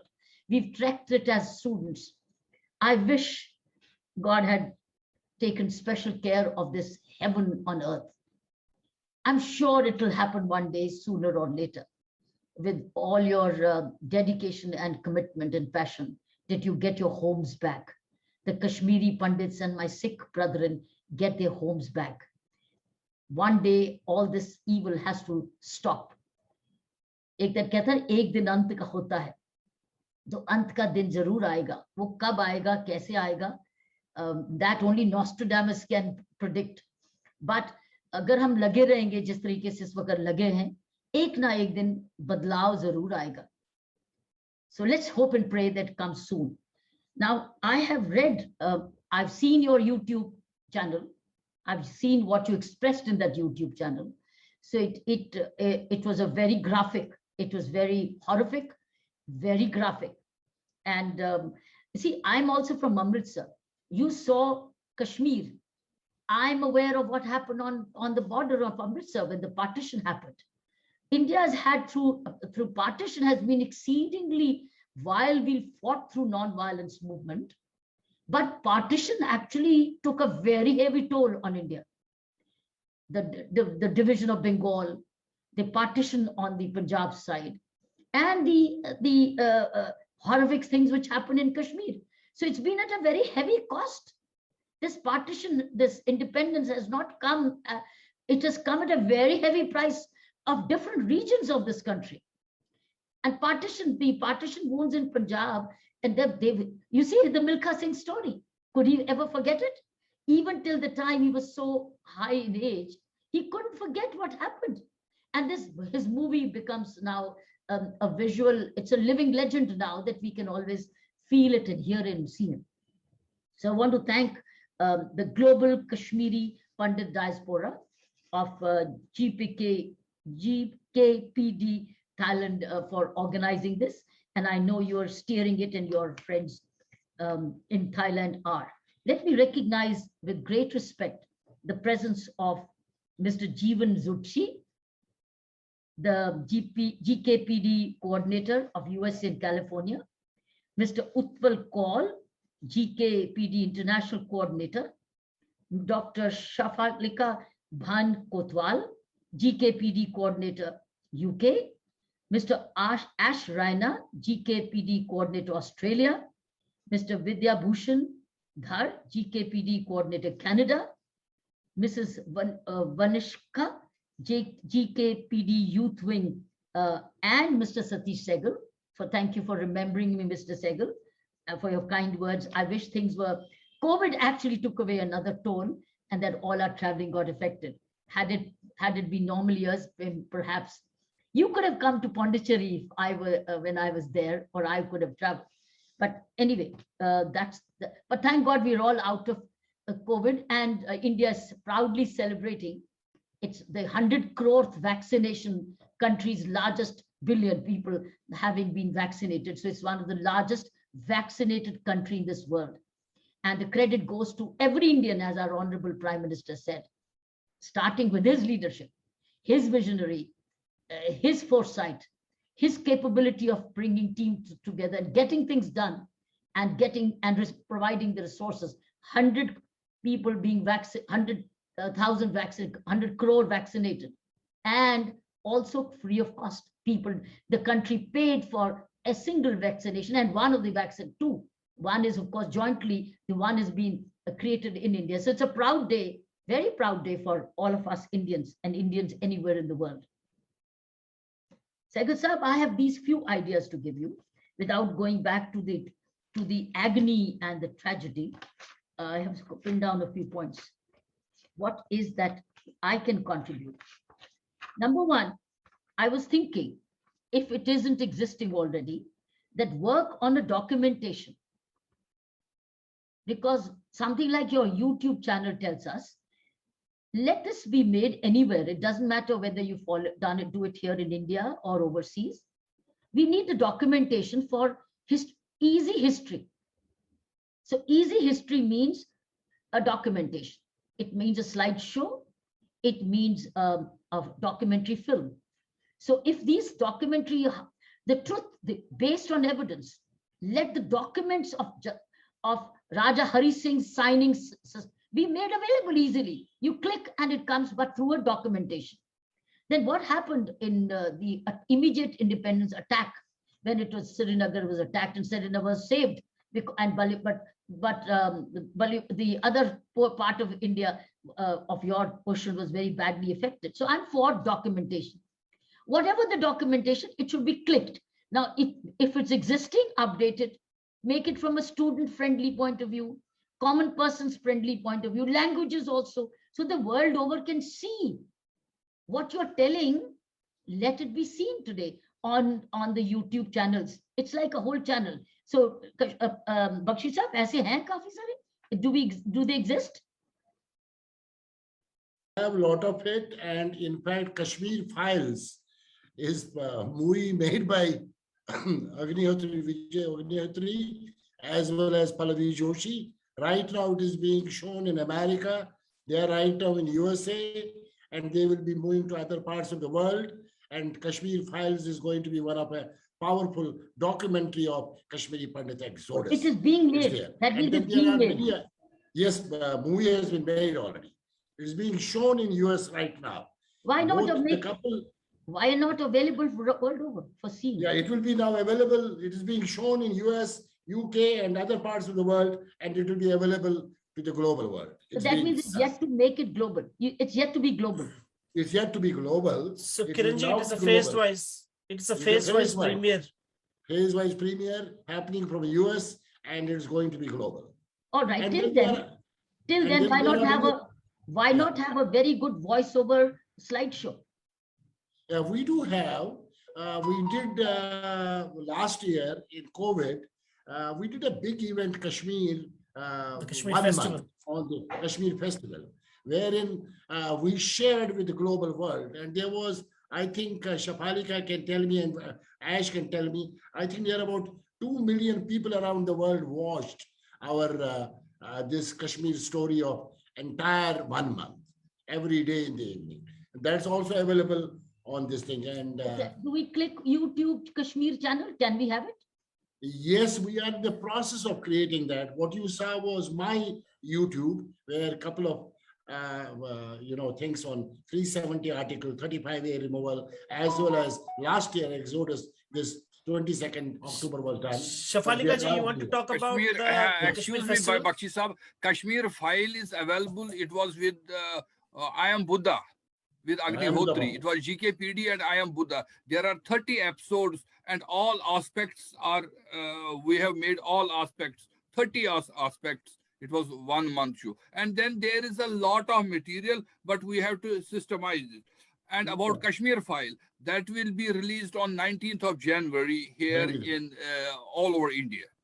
It is now in America, it will go to Europe, and then on 19th, it will be a big show all over India. I think that's the occasion which is awaited. And I think we've lost so many years doing this. This is something there are many things have already been done.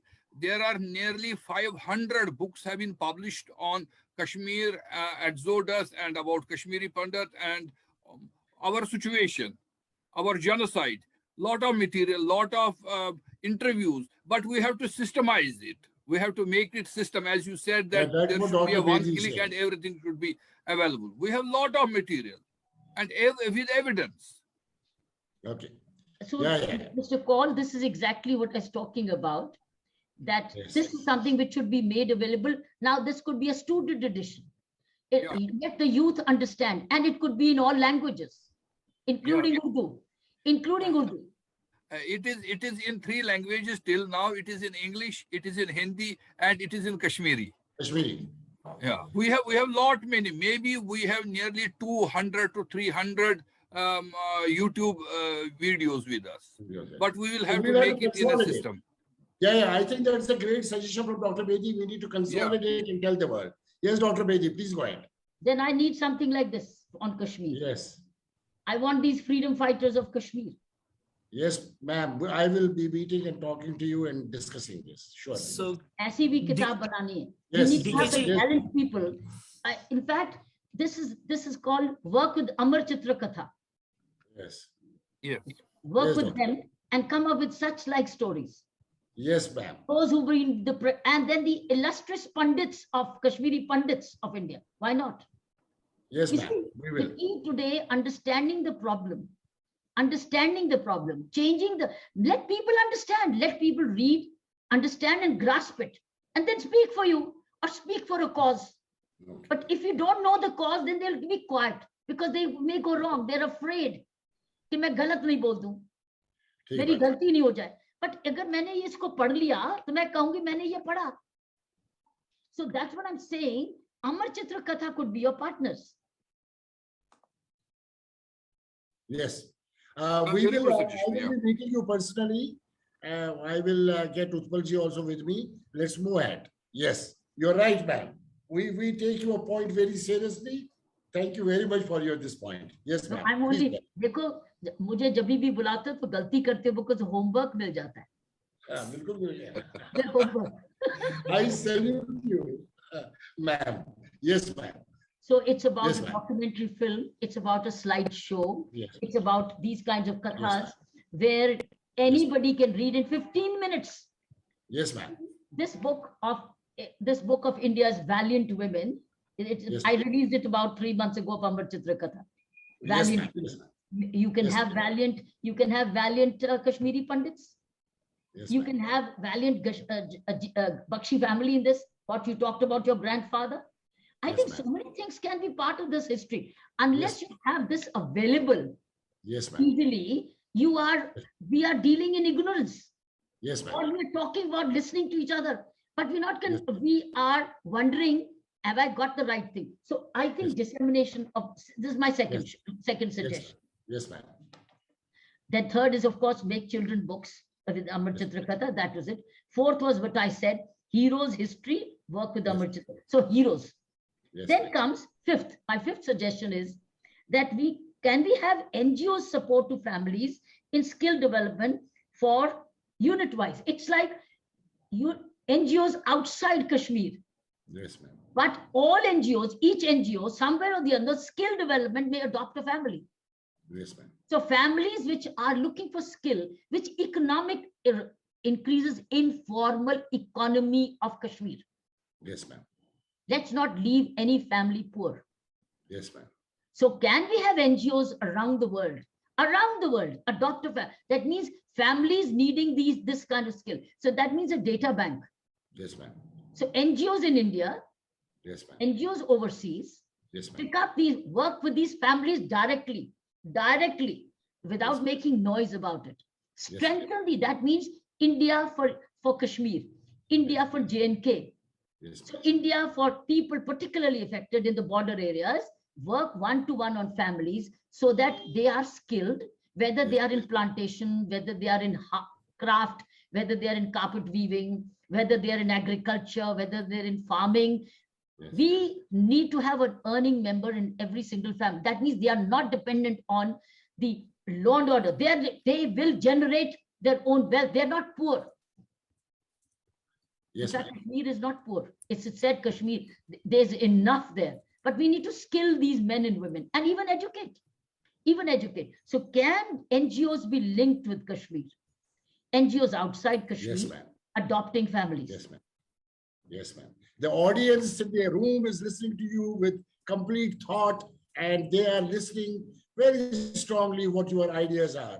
The audience comes from Thai community, Thai Indian community, and Indian expatriates.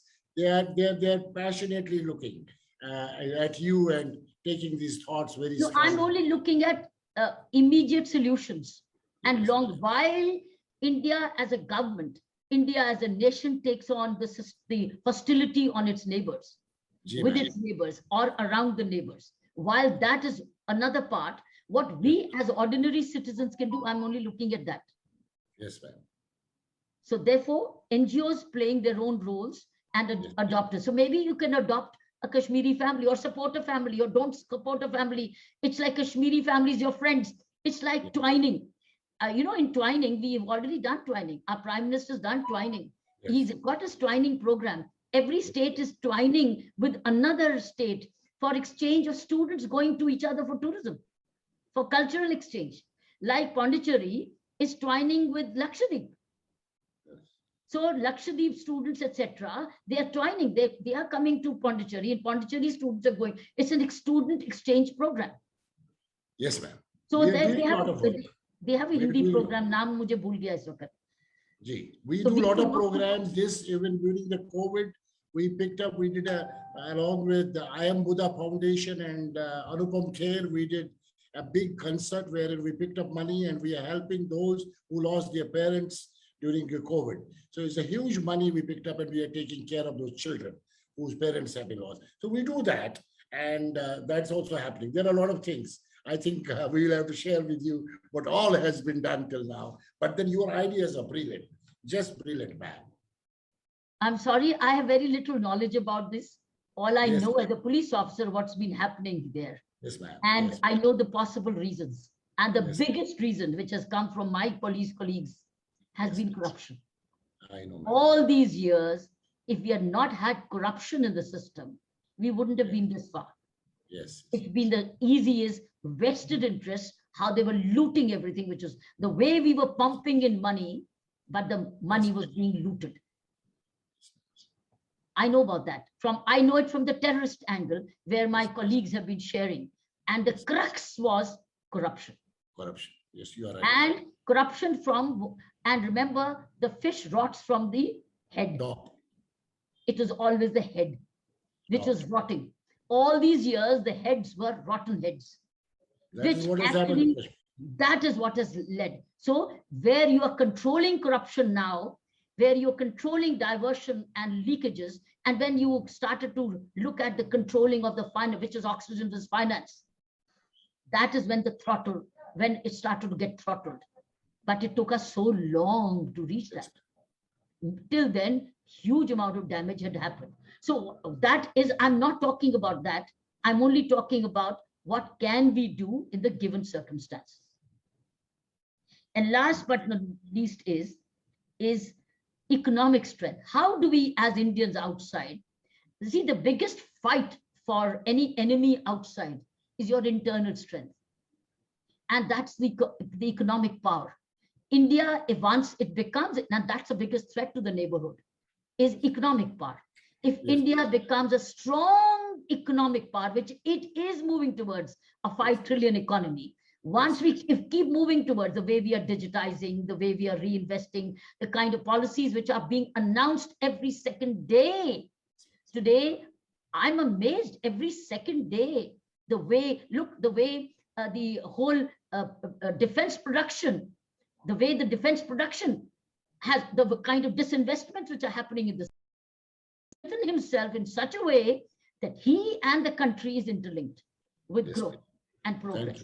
So I think this is my last and finally, my appeal to everybody is when it comes to Kashmir, every Indian, be it a political party or be it of any interest, it should be one Kashmir. It's love Kashmir. It's safety for Kashmir. It's a revival of Kashmir. It's happiness for Kashmir. It's prosperity for Kashmir. They talk indoors.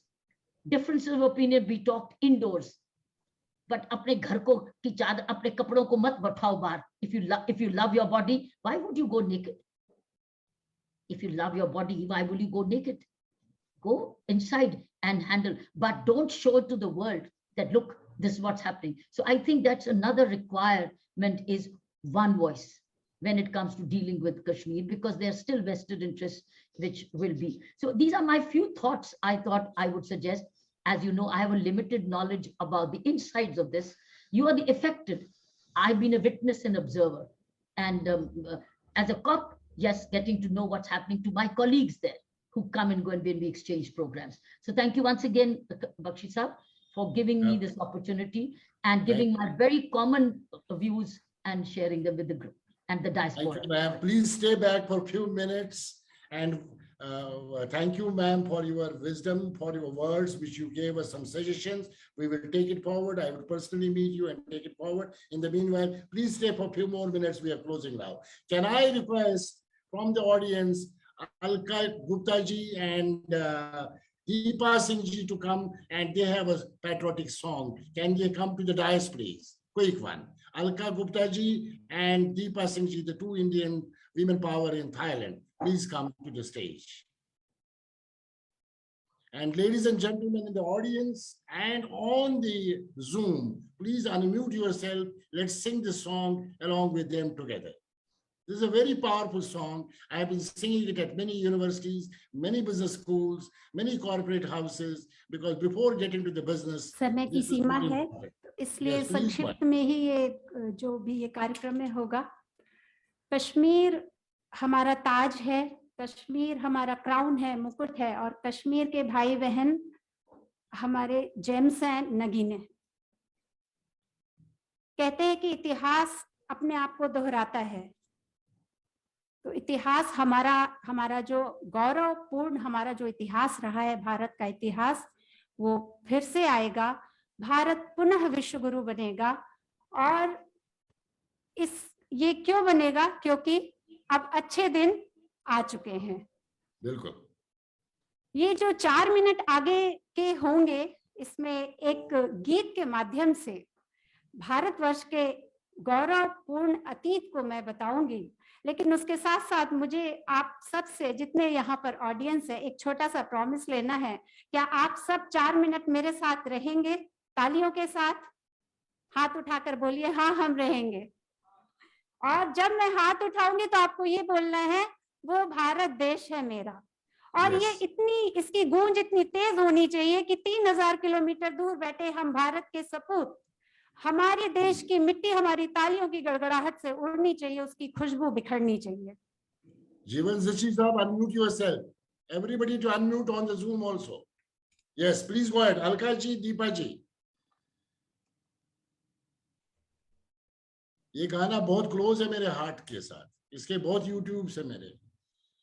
चलिए शुरू करिए। Let's be with them. Ladies and gentlemen in the audience, everybody to be together with the song. Vanshika, unmute yourself. Everybody to unmute. Jeevan Zachi Sahab, unmute yourself.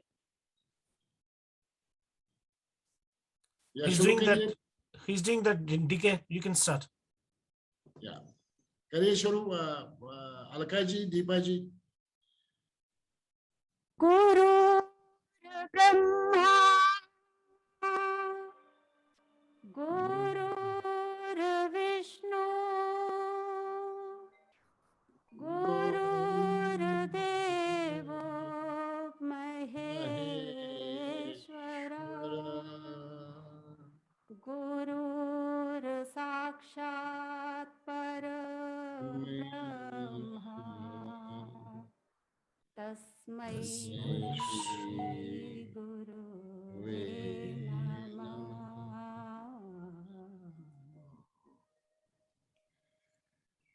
जहाँ डाल डाल पर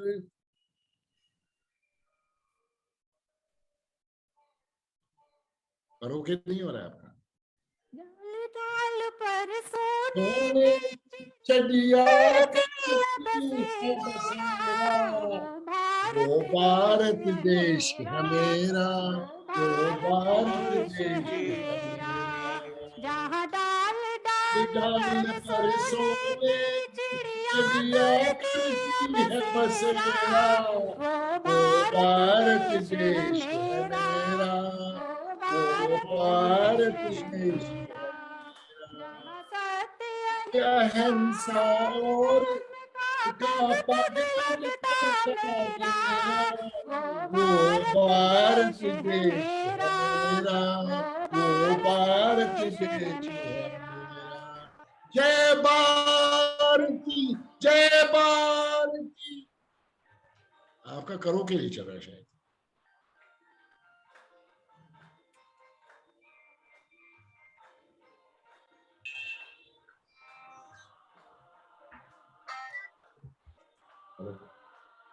hello बताइए।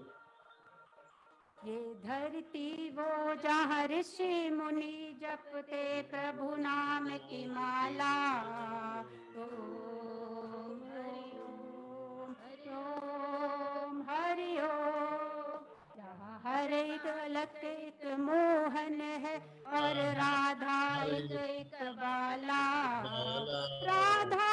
प्रीत वाला, जहाँ सूरज सबसे पहले आकर डाले अपना डेरा, भारत देश है मेरा। ओ भारत देश है मेरा।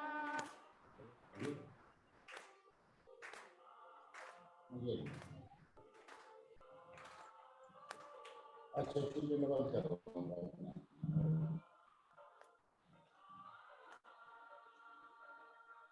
जहाँ आसमान से बातें करते मंदिर और शिवालय,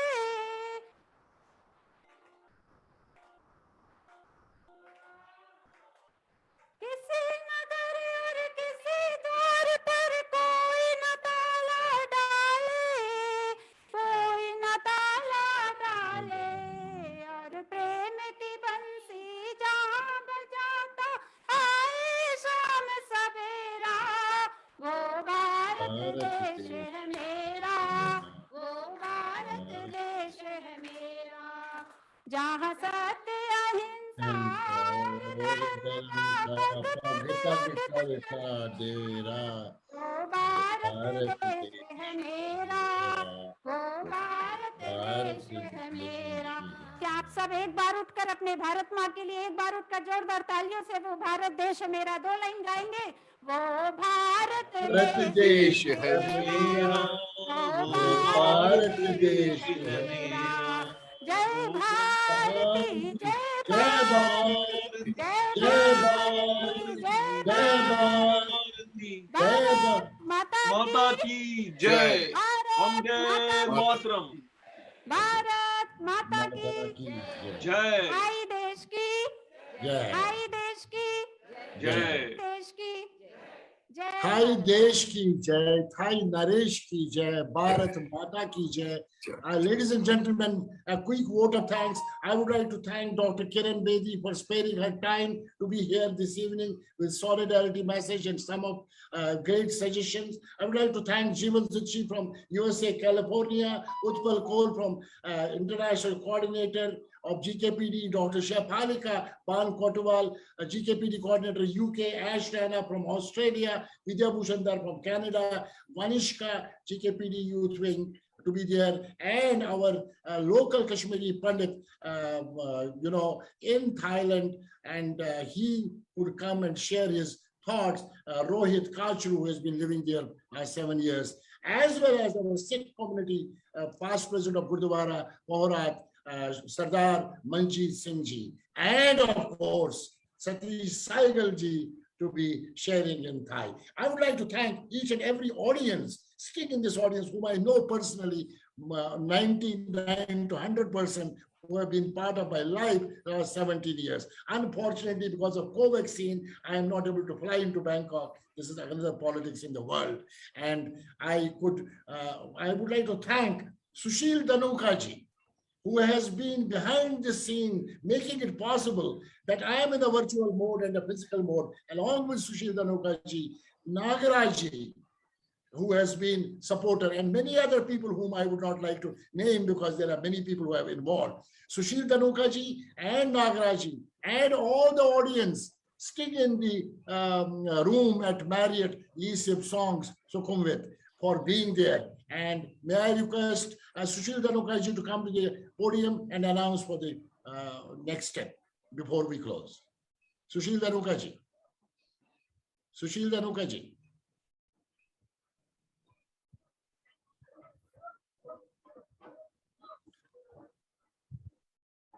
You are muted. You are muted. और मैं पुनः धन्यवाद देता हूं कि आज इतनी बारिश में और ट्रैफिक में आप लोग आए और हम उन कश्मीरी भाइयों के साथ में खड़े हों और उनके साथ हमारा सपोर्ट रहे, इसके लिए हम बहुत बहुत धन्यवाद। अभी ये कार्यक्रम में क्षमा चाहता हूं, थोड़ा सा विलम्ब हो गया, हमारे 8 बजे से खत्म होना तो 8:15 करीब हो गए, लेकिन डिनर लगा हुआ है बगल में, कृपया हर जो भी आए सब लोग खाना खा के जाएं, मेरी ये प्रार्थना आप लोगों से। बहुत बहुत धन्यवाद। जय हिंद, भारत माता की जय। जय भारत माता की जय। भारत माता की जय। जय। ये मेरा लास्ट वर्ड है, भारत माता की जय। धन्यवाद। Matram. Vande Matram. Matram. Vande Mataram. Matram. Vande Mataram. Bharat माता की Jai. Jai. थाई देश की Jai. Jai. थाई नरेश की Jai. Jai. Thank you very much खापुन माकड़ा खाप मैं नवंबर में मिलूंगा आपको तब तक कोवैक्सीन का अप्रूवल आएगा तो मैं बैंकॉक पहुंच जाऊंगा all those Bangkokians who have come to the room तहे दिल से खापुन माकड़ा खाप and Dr. Kiran Bedi again holding my hands and saluting you as a police officer and all my GKPD people from different parts of the world. Thank you very much. Shubharatri and God bless all of us. Let's keep, yes. Thank you very much.